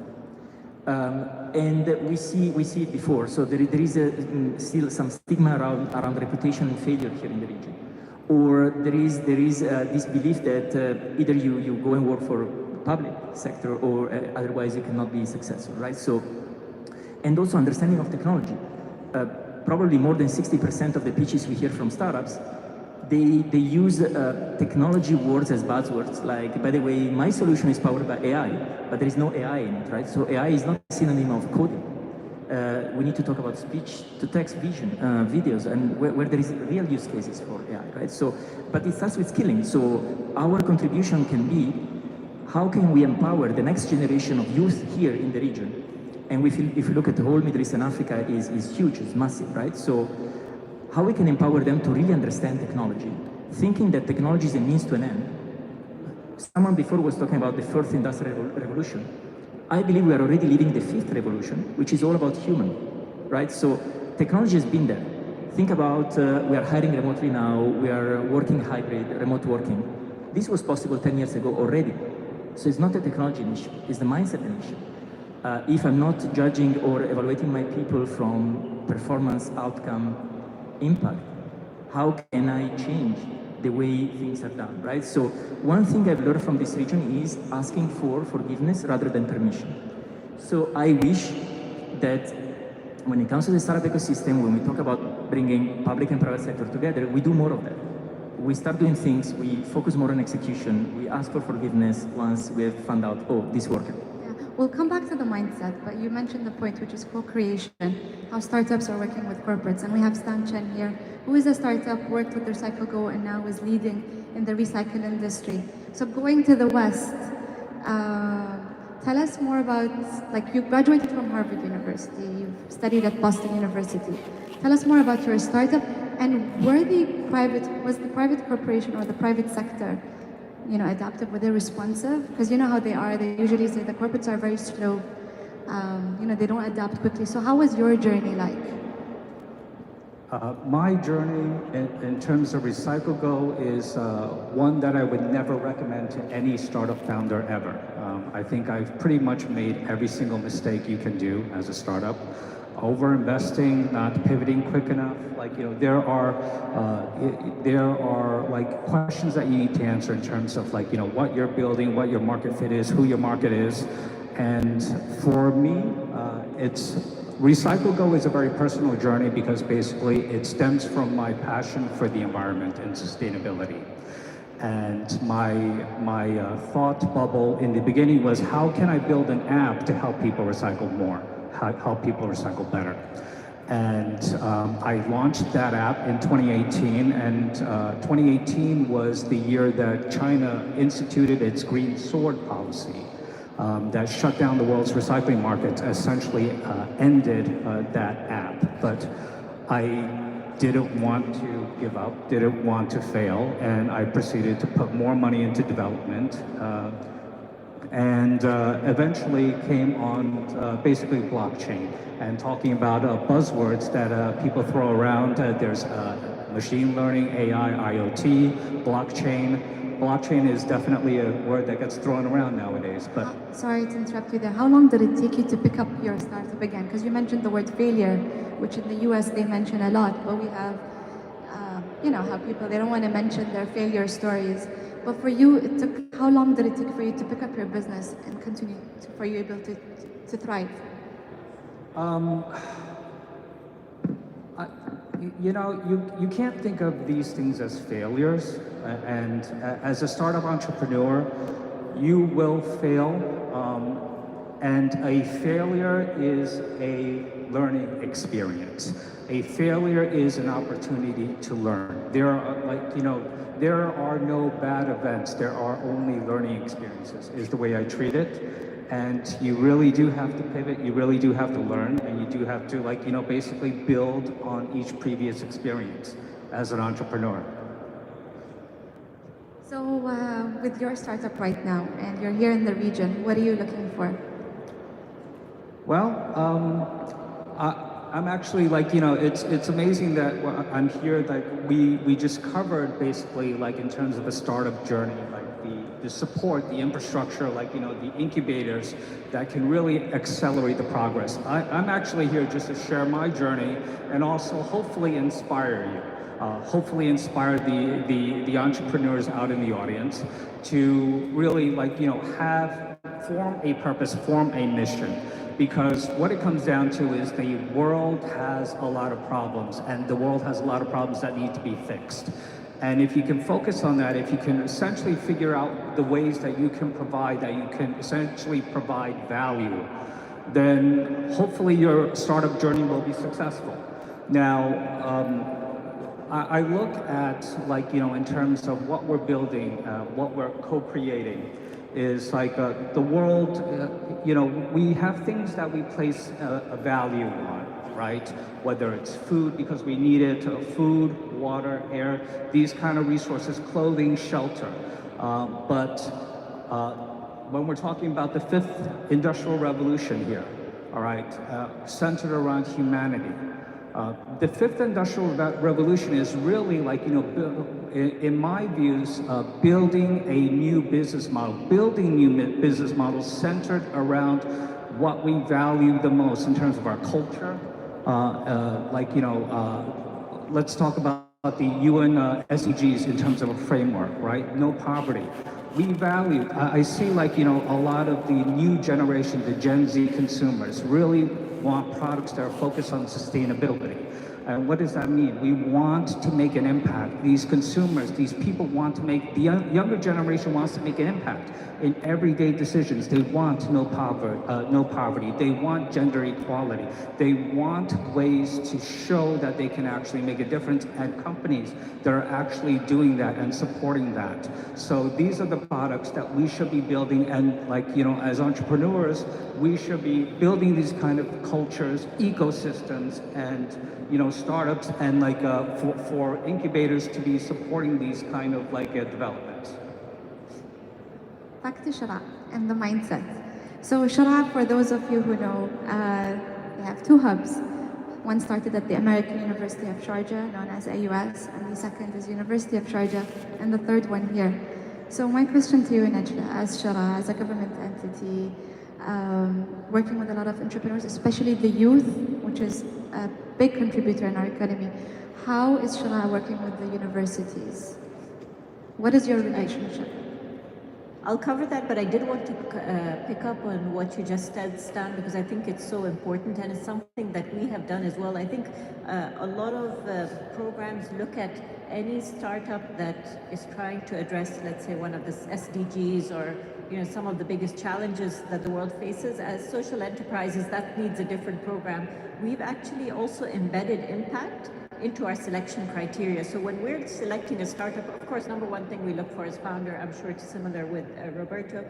Then you look at the idea, but the other important part that we're always looking at is what is the impact that this startup can have, not just here, but how scalable is that impact? How many lives can this startup impact? And I'd love to introduce you after this to one of our startups that's actually also working in the recycling space and has come up with smart bins that I think would be a great, and I think that's one of the nice things about these ecosystems. As Roberto said, the more connected you are, the more opportunities there are to succeed. So I'll be happy to connect you to them. On the university side, we've been working closely with the American University of Sharjah and the University of Sharjah, who have both been tremendously supportive. We've run various programs in partnership with the private sector. The private sector plays an important role. So we've had partnerships with IBM, where they've come and done certain workshops, for example, on artificial intelligence, machine learning. We've had workshops with Facebook, for instance, and we've had workshops that we've run. We've got our own programs team as well that we've run internally to upskill these students.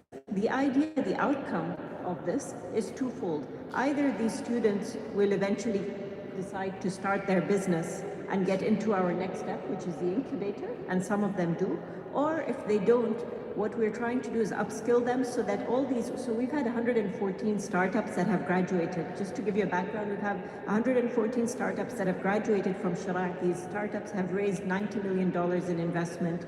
They've generated $130 million in revenue, and they've created 1,300 jobs. And one of the biggest challenges that startups face, of course, we all know, access to capital is the one that we hear most often, but access to talent is actually one of the biggest startup challenges in this region. And what we're trying to do in Sharjah, because Sharjah is a hotbed of so much talent, is connect these startups to these students that we're upskilling. So these students are finding jobs and internships with these startups, and you're creating a virtuous cycle.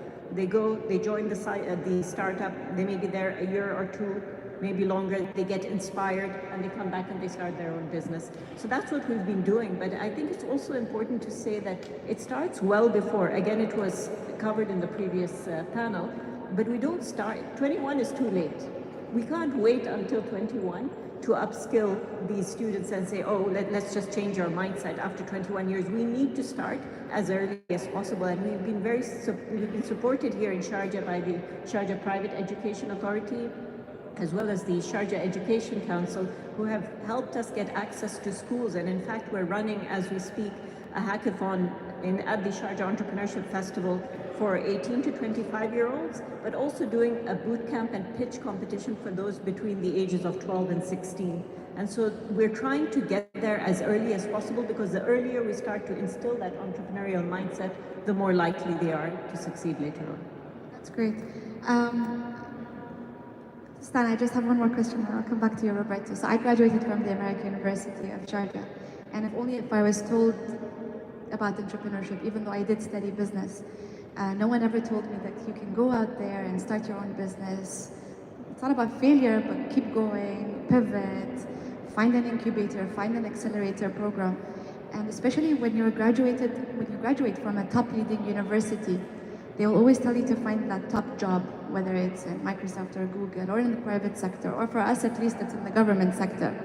So how did you, knowing also that you've studied at Boston University, Harvard University, get out there and start your own business? That's a very interesting question, actually. I've never worked for anybody. And the very few times, my journey actually started off, I actually was in Boston University 7-year combined BA/MD program. So I actually finished my first year of med school before I decided I didn't want to be a doctor. Especially growing up Asian in the US, that was a very big disappointment to my parents. But I've always worked for myself, and the very few times that I worked for somebody else, I really didn't like the constraints, because basically, look, my wife and I always talk about basically she's income and I'm growth. All right, because she works, she's a very, very accomplished corporate lawyer, but I'm the startup entrepreneur. So basically she has a cap, she has a ceiling. But as an entrepreneur, you have to understand, there is no potential if you scale it right. There is no limit to your potential if you scale it correctly. How's the relationship going?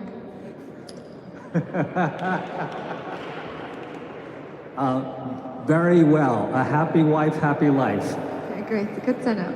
For all the startups out there who are willing to start their own business, especially for men, who are thinking of family. You said you have a wife, so you have to consider the kids and the guarantee and the safety. So good for you. Our regards to your wife. So Roberto, Microsoft. In 2019, I read an article in Entrepreneur ME how you guys are changing everything, the way Microsoft works, all the traditional ways, and how you're very keen, and you keep mentioning the word people.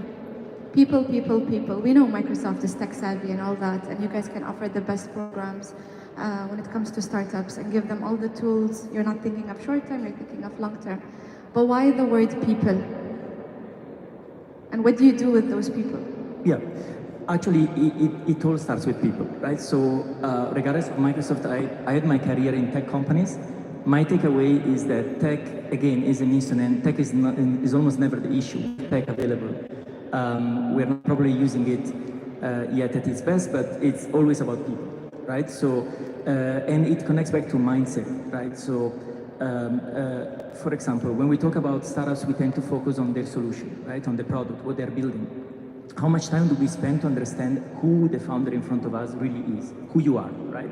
Same thing for Microsoft employees, same thing from when you're building your team, right? So it starts with people.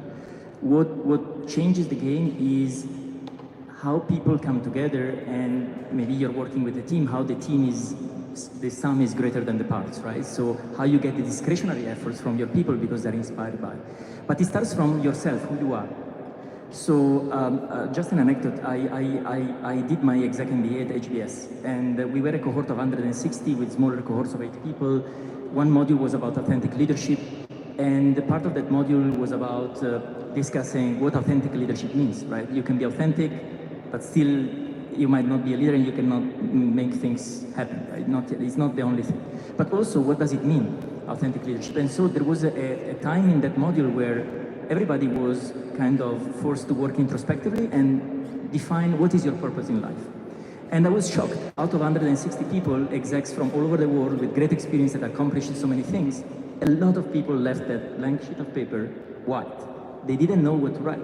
So I believe that when we stress people is because people is what makes things happen, right? So is what can inspire other people.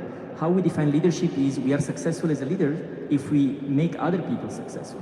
But it starts with yourself. And nobody is telling you, nobody is giving you the time to take the time and think what's your purpose in life, or what's your purpose when you build a startup, right? So that's why it starts with people. So what I suggest, for example, people in my team is forget about the to-do list. I'm sure you're going to accomplish those, otherwise you wouldn't be here, you wouldn't be hired. But what's your to-be list?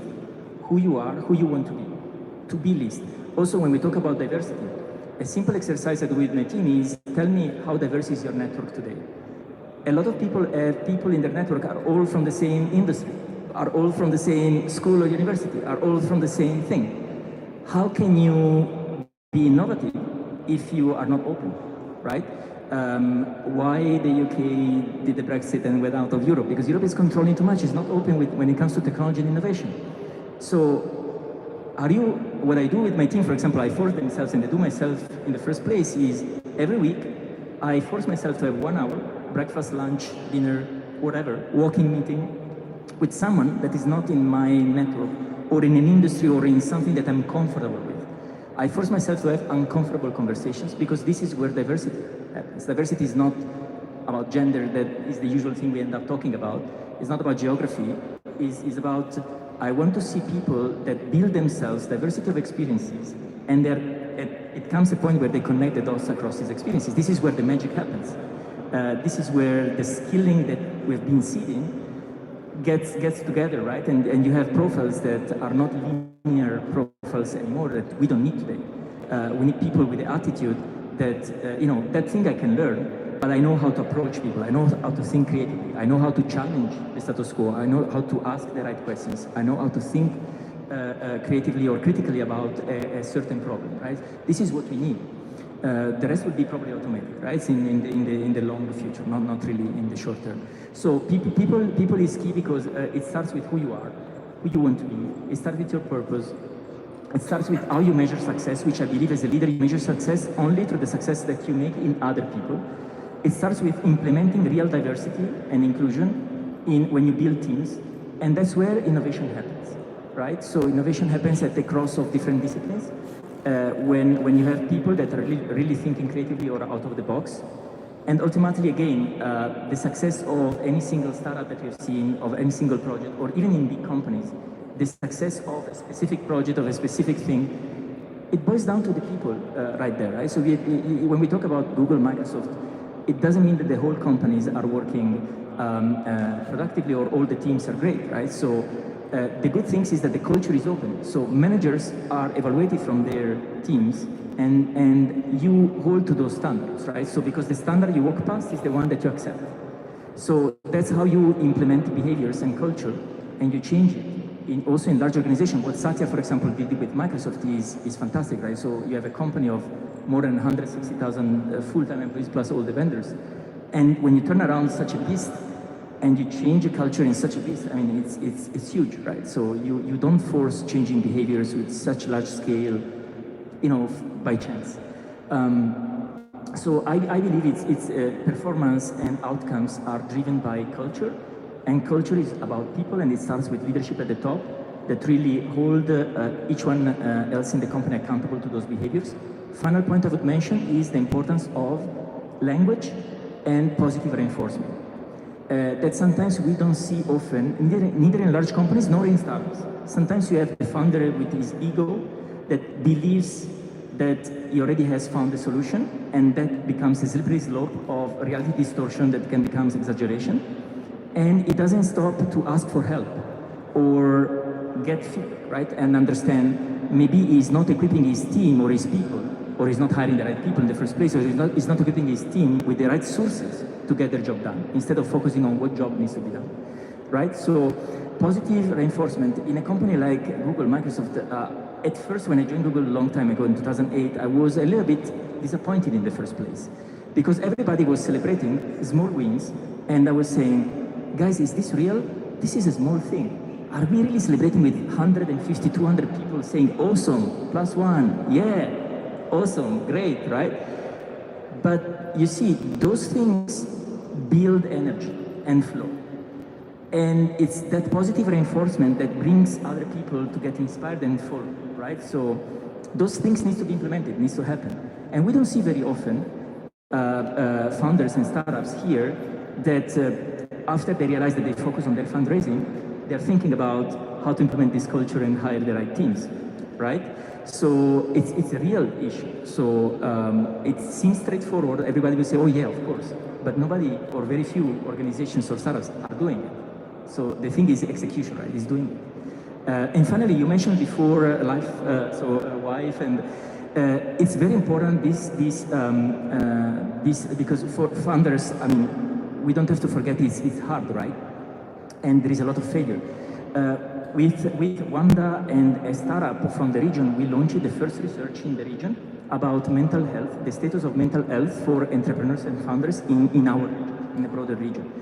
And I think it's important to have those conversations because those conversations are still held very secret or not spoken openly, whereas there is nothing wrong, even as a founder, being vulnerable or as a leader, because chances are, with the pace of innovation technology happening, you don't have all the answers, right? So it's totally okay not knowing everything or saying no, coming back to you afterwards and taking the time. But it's also important to talk about mental health because it's not just, okay, do some yoga, have a walk. It's serious, right? So it can get to really serious status for a lot of founders we see in the region. So it's something we don't have to be afraid talking about, and it's something we need to build a support network around for founders to make sure that they also can tap into us, into this community. Yeah, creating a safe space, basically. And this is why, Najla, earlier I was saying that you're a friend. I mean, in my journey, at least when I graduated, there aren't a lot of people around in our network that I can just go and speak to. And till today, they still want me to go back to my government job or any job, just to make sure that I have a safety net. And this is why, Najla, as a friend, like if I would come up with an idea, the first person that I would speak to is to talk to the right people. And one of them, a leader in the startup industry, is Najla Al-Mitfa, and she would always tell me, like, go for it, do it. You know, you need that booster. So Najla, you are now leading an organization targeting about more than 20,000 students across University of Sharjah, US. How are you building that culture, starting with your team? I can talk on behalf of that, but I would like. Yeah, no, absolutely. I think Roberto touched on a really important point, which is what we call it diversity, we call it inclusion, right? And I think that's what we've tried to do as a team. The easiest thing to do would be to say, you know what, I'm just going to hire a lot of ex-consultants and VCs and so on, and we're just going to build the same types of startups that VCs typically fund, e-commerce platforms and fintech startups and so on. But what we want to do is build a truly diverse and inclusive ecosystem. And if we want to do that, then our team needs to represent that diversity. We need to have people, not just, as you said, of different genders or different ages, but different experiences. Like your experience, for example, a lot of it is in F&B. I think your experience is important, even if we are building tech startups, to bring to the table. And I think we talked about this at the Ramadan Majlis when you moderated that discussion. But in our ecosystem, we tend to exclude anyone that's not on the unicorn path. Oh, you're not going to be a unicorn, it doesn't count as a startup. No, it does. Every startup has its own journey. Some startups don't need to raise funding, right? They're sustainable businesses and they will succeed in their own way. Everyone, as you said, authentic leadership, everyone has their own authentic definition of success. And we should not be imposing that if you're not worth $1 billion in 5 years, you're not a success story. And I think that's one of the issues in this ecosystem. So that's what we've tried to do in the team as well, is really embed inclusion. The other thing, mental health. Mental health is, again, it's one of those things that almost becoming a buzzword. It's easy to talk about, but then execution at the end of the day, right? And that's something, again, you've been part of the team, so you know this. We've embedded in our culture from day one, regular team offsites, open discussions. We actually have a counselor, a qualified clinical counselor who comes to the office once a month, and anyone on the team can confidentially book a spot with that person and have their counseling session in the office. Walk the talk. If you're going to talk mental health, do it, right? So I think these are some of the things. Everything we talk about up here on the panel, we need to be able to provide first for ourselves as our team. It's like they say on the airplane. If you want to save someone else, you need to first fasten your own seatbelt before you worry about them. We need to do that with our teams as well. Provide, as you said, a safe environment where people can thrive in order for us to enable others to grow and thrive as well. In 2021, we've just come out from a pandemic. I don't know if I mean, for me at least, we didn't come out yet from COVID-19. It's still there. We see a lot of conferences, festivals happening. Your business, you're traveling across the world to Sharjah here and to Dubai GITEX. Climate change is a #1 priority when it comes across like all countries. So I would like to know, in your opinion, how do you think the government is responding to climate change? Are they really addressing a real problem when it comes to climate change or not? And I want you just to be honest.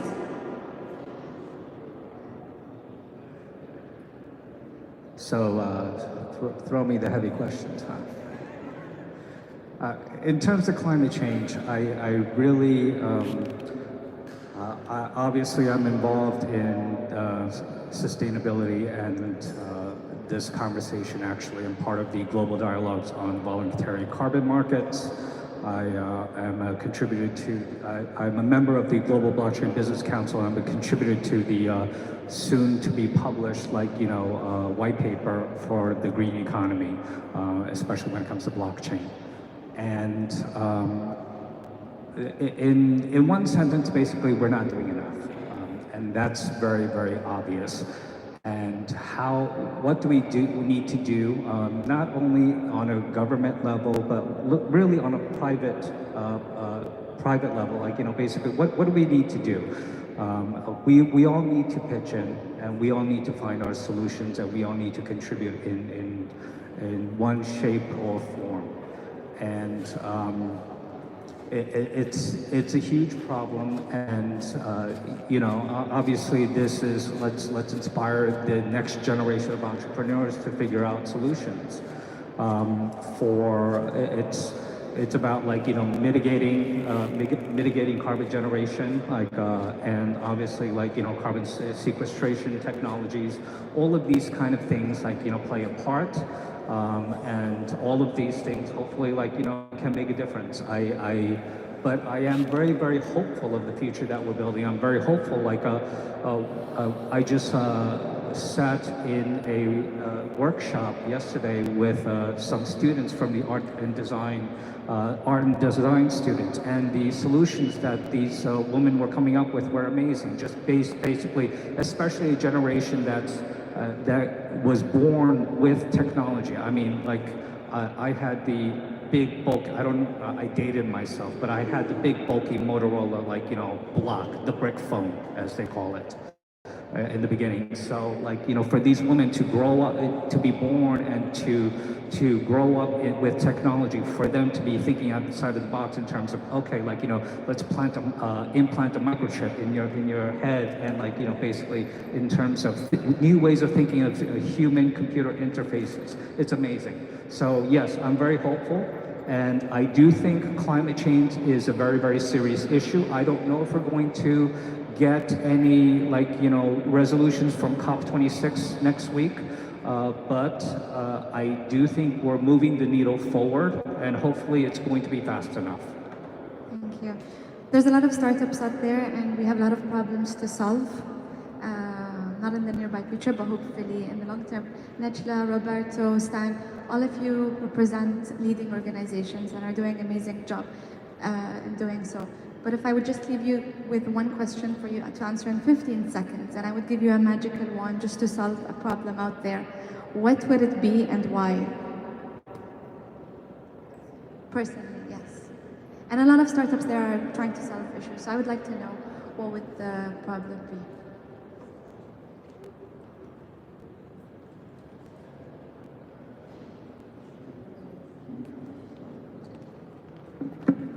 Stan? Actually, I'll start. Why not? 15 seconds. My suggestion to startups is basically, obviously, don't follow my journey. In terms of really waiting a little too long, pivot over capitalizing my startup, and not using these kind of resources that are available. Look, 95% of the businesses that are startups fail within the first year. And that's just a pure statistic, but you also have to think about the bright side.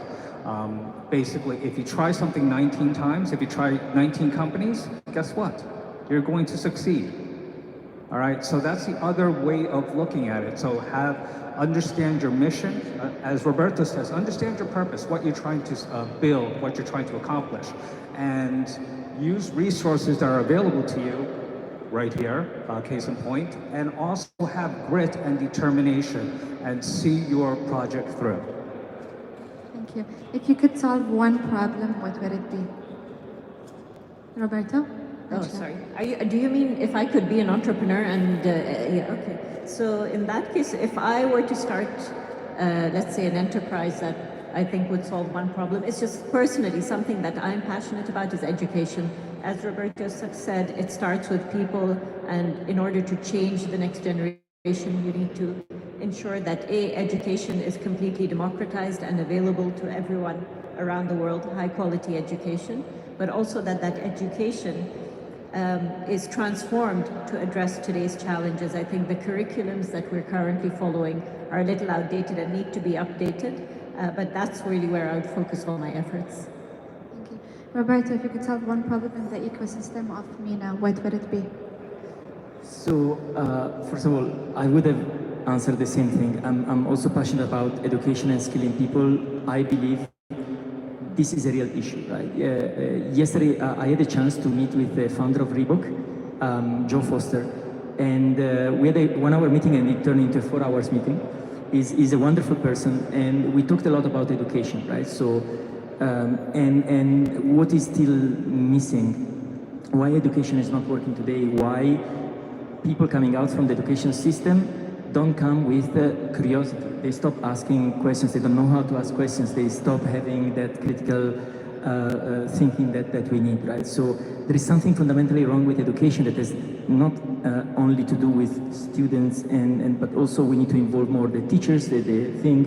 And he was telling me, even in the UK, a company like Tesco told the schools, okay, involve us, we will come in, let us know, because we know the skills that we want from people that come out from the schools, and then the schools didn't want it, right? The government didn't want it. So I think education would be one thing I would definitely be passionate about, and I would definitely go for what I said before, just ask for forgiveness than permission, because otherwise we will always be talking for this year and year.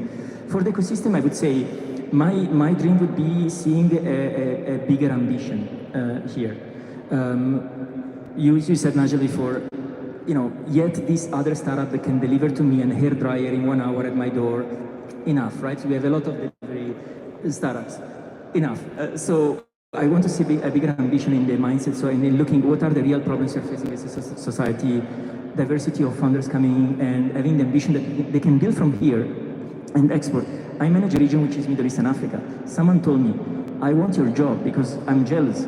In your job, you can really save lives. And say, what are you talking about? I say, look, for many people in this region, including, think about Africa, Pakistan, other countries in the region, it's a matter of life, entrepreneurship, right? So the impact we can have is huge. The problems are just out there. So we need to have that ambition from here. Thank you so much for all of you. And we hope to see everyone else at the Sharjah Entrepreneurship Festival. It's taking place again, you said, November 22nd and 23rd at the Sharjah Expo Center. And it's a place for you all to connect, get inspired, and know more about the programs, and maybe catch you guys there in the festival. Thank you all.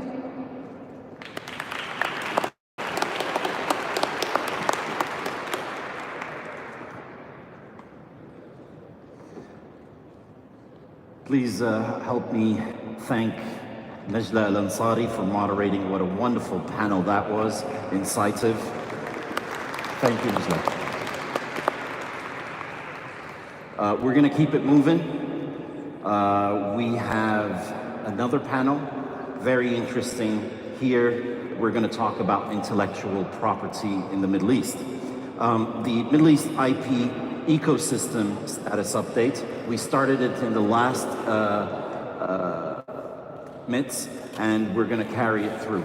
Can I ask the wonderful moderator, Hisham Bouzikri, who's actually the founder and CEO at Microtronics Consulting, to join me here on stage. Hisham? Wonderful.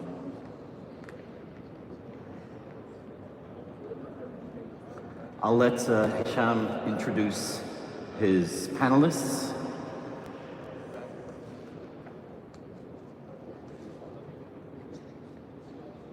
Sorry? Right.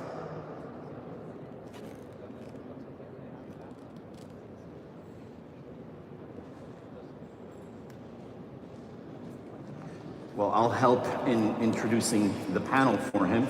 We have Omar Ubaidat, partner, head of competition and intellectual property. We've got Karim Al-Hilali, legal director at Oracle. Does anybody remember Oracle? Provost and CAO at AUS, Dr. Juan Sanchez. Ladies and gentlemen, please help me welcome the panelists.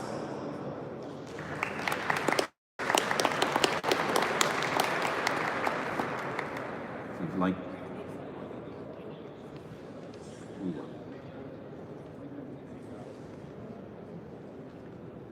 Mr. Hisham, are you anywhere on the floor?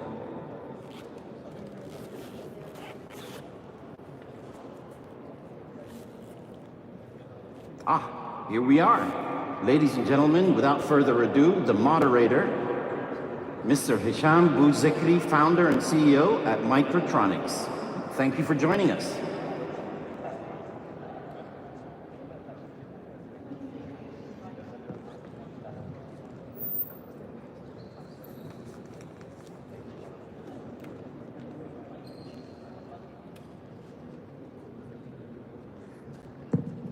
Yeah, I made quite a star entrance, but thank you very much, appreciate it.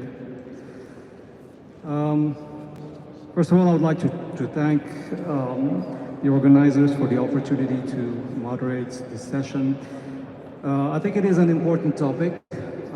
IP is at the essence of all knowledge economies. And the topic is actually of sufficient interest where we have attracted speakers. So my name is Hisham Bouzikri. I'm the Director of R&D at the Moroccan Agency for Sustainable Energy, in addition to the presentation that was made.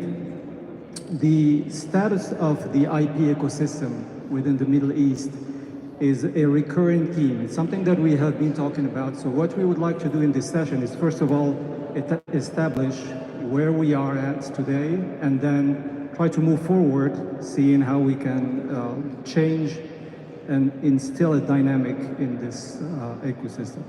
So I'm very happy to welcome a number of distinguished speakers with me. Dr. Juan Sanchez is the Provost and Chief Academic Officer at AUS, American University in Sharjah.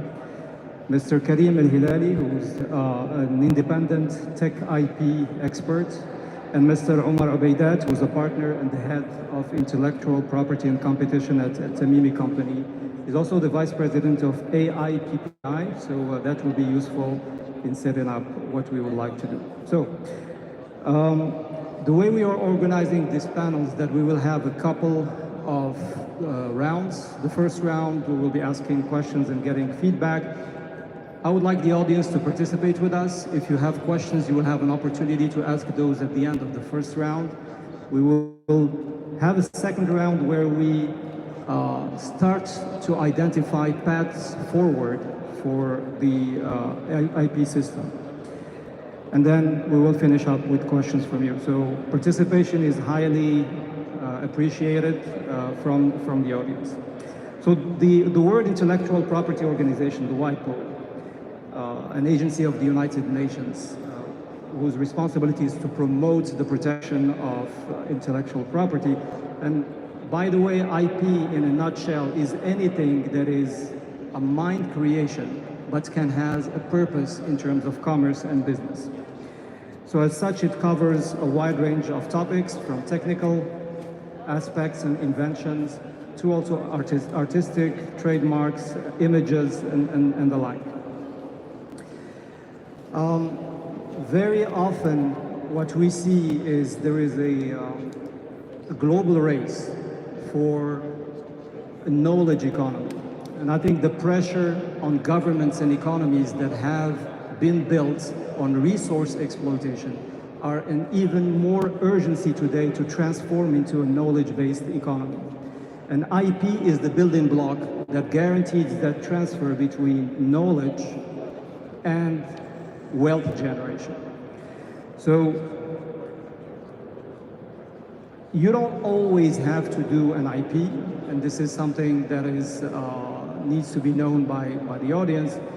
You can decide if you are not able to protect your IP through a law firm, you might decide to go a different path, which is trade secrets. We have, even as of today, and I would like some of the panelists to talk about that, there is a new economy of IP that have undesirable actors, such as, for example, IP trolls, that are disrupting this market. And so I would like you to touch on that later on. So let us start by the beginning. So minds are forged at universities. And many of the thriving ecosystems around the world are built around excellence at universities. So Silicon Valley has been built around Stanford. Boston ecosystem has been built around MIT. Even more recent ones, such as the Austin ecosystem that we share in our path, Dr. Sanchez, has transformed from a regional capital, a capital of a state that is working in oil. Today, it's an IP mecca, if we will. It is attracting a lot of investment in technology. I would like you to tell us what AUS is doing in terms of promoting transfer of knowledge into wealth creation through IP generation by faculty, by researchers. Tell us what is the picture as you see it from the university, please. Sir, well, let me first begin by thanking CEO Al-Mahmoudi for the invitation to participate in this very, very important summit. As it was pointed out, my experience is primarily academic. I served as Vice President for Research at the University of Texas at Austin, and I must tell you with some first-hand knowledge how important it is to have a strong university or group of universities behind the development of any area as a center of or a hub of economic development. We sit in San Jose, in California, we sit in Boston area, and as it was pointed out, it did happen in Austin. Let me begin by telling you what I perceive as being the strength of this region, and then I will, to the best of my ability, I've been here in the region for 3 years, so I have had time to observe the ecosystem here. And it's the responsibility of the provost at the American University of Sharjah to promote research, development, and intellectual property protection and commercialization. So with that limited experience, I would say that the strongest component of the region, this particular region, is that we are in a university city. So there is a high concentration of academic institutions that do research already in place. That's a very important component for the future of this region. Furthermore, as you may all know, all universities in the UAE need to have courses for students focusing on entrepreneurship and innovation. So we are creating a long-lasting group of individual entrepreneurs that will eventually and in the future transform the region. It's extremely important. And the other obvious thing, and this park, this Sharjah Research Technology and Innovation Park is a good example, is that we have an amazing infrastructure in place already. So we have a good base to move forward. And I think that the expectation is that this combination of factors we will have a strong impact on the region. Let me point out some of the weaknesses. before I pass it on. I would say the number one weakness is the lack of investment in many of the MENA countries in research and development. If you look what countries like South Korea have been doing for decades now, they have invested in the range of 3.5% to 4% of the GDP in research and development. And that investment comes from the government and industry. And if you look at the same metric in many of the countries in the region, you will see that their investment is well below 1% of GDP. And that is the fuel that will promote entrepreneurship in any country, in any region. You only have to look at how these countries that make high investments in research and development, how their economies have grown. So that's one weakness that need to be addressed long term. I would say that there is also a lack of expertise in intellectual property protection. If you go to a region like San Jose or Boston and walk any block around the universities, you're likely to find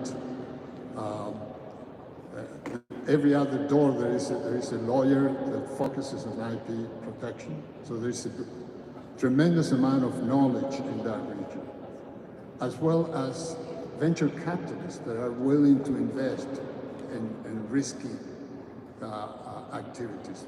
There is a lot of wealth in the region, don't get me wrong, but there is little tendency to invest in high-risk activities like you need to do to, let's say, for an entrepreneur, develop a new company and succeed. And finally, we say that there is a need, at least at the university, in the university environment, there is a need to promote education of our faculty and our students in the processes of commercializing some of the technology discoveries they make. So there's a lot of work to be done, but I think we do have a strong baseline to work for. Thank you very much, Dr. Sanchez. So yes, a number of weaknesses that could justify why the region has not become a hotspot for a knowledge economy, lack of public investments in R&D, lack of training of faculty to transform, but also I would say a lack of know-how in terms of IP. So let me take these questions and complement them to Mr. Karim Al-Hilali. So I would like, in particular, given your past experience at Oracle, bring up the subject of software as a topic for IP. So software brings really a particular challenge to the IP. So the very nature of software is that it's iteratively developed. It's not something you create from scratch. So it's very complicated to enforce infringement, to discover that it has been. So there is a number of trademark or landmark courts rules in the US that have gone for months and had made a lot of lawyers rich, I would guess. So this is positive from your side. Cloud computing is taking out this territoriality of software. You can be doing software that is executed anywhere in the world. And what we see in our region is that multinational companies are very interested in protecting their IP within the market. So we are looking at this ecosystem as being a market and not a generator of IP. So from your perspective and your experience as an independent expert, can you shed a light about how do you see the current status of IP creation in software and in technology in general, please? That's a liability question. Sabah al-khair, good morning everyone. Thank you for having me here. I love IP. It's been my passion for almost 21 years. For the last few years, I've also been specializing in data management since they've opened it for business practitioners and lawyers, where you actually it was very exclusive for IT in the past. Now we luckily can all understand data and how to manage data, from data architecture to data modeling, data design, privacy and data. So that's a very interesting field that is opening up. Well, if we look into one of the originators' country in IP, you find the US. Where is the rule of law for IP coming in the US? I think it's the second article in the Constitution, where it says the country must promote art and science. So the legitimacy of the IP, whether statutes in the US, laws worldwide, it comes to promote art and science. That is the sole purpose of IP laws or IP conventions, to promote art and science. This region and the UAE have embarked on that journey back in 2002 with the new law, I think TRIPS, TRIPS Plus 2 as well. So since that time, all multinationals have been invited to file patents, file trademarks here. And when you do file those, the data or the information becomes public. So all the local innovators or the local scientists will have access to patents that were never shared in the region, because the region was not yet WTO member or TRIPS, intellectual property compliant yet. But once that happened back in 2002 in most of the countries, all multinationals, all companies been filing patents, been getting their grant here as well. So there is a huge repository of scientific data across the board in the region. Now, IP has twofold. The first fold is IP standard or conventional practice, which is the one we know, filing a patent and maintaining the patent and prosecuting the patent, same for trademark, same for copyright. But during the technological evolution, everything started to move toward what we call IP management, or intellectual asset management. So it's moving from the defensive position of just protecting my intellectual property into profiting from my intellectual property. So the commercialization of IP came into play, and that pushed companies into what we call intellectual property management. Means you have to devise strategies, you have to devise policies, you have to put practice in place to untap the hidden value of your IP, to explore it, to commercialize it, to make it available for others, okay? And that put a big load on companies, particularly with CEOs being liable for intellectual property use and infringement. And that developed well in the West for quite some time. I haven't seen IP management maturity yet in the region because of a lot of reasons. The ecosystem, which we will talk about, is not fully implemented. What is the IP ecosystem? The laws is there, the regulation is there, the training and the awareness is there, but there are very, very other important factors. Specialized IP courts, that's very, very important. I think they're having one in Abu Dhabi right now.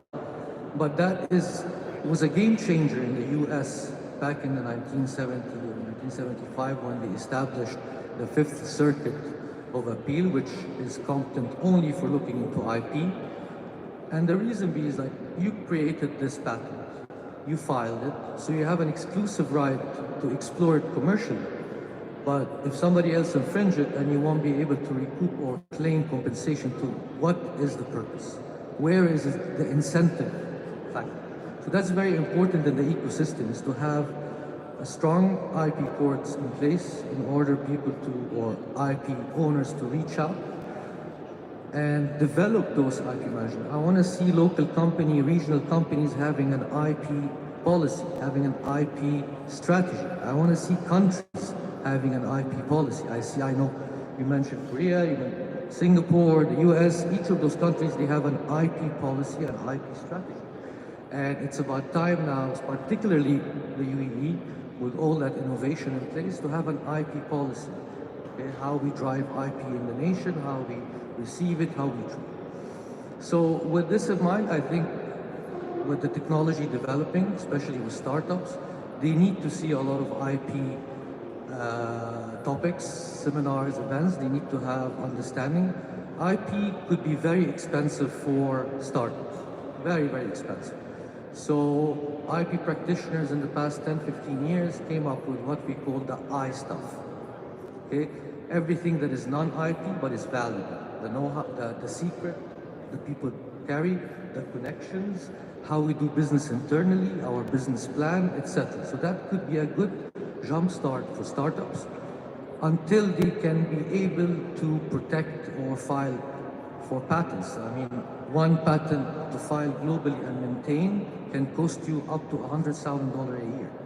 That's a lot of cash for startups. With this, I pass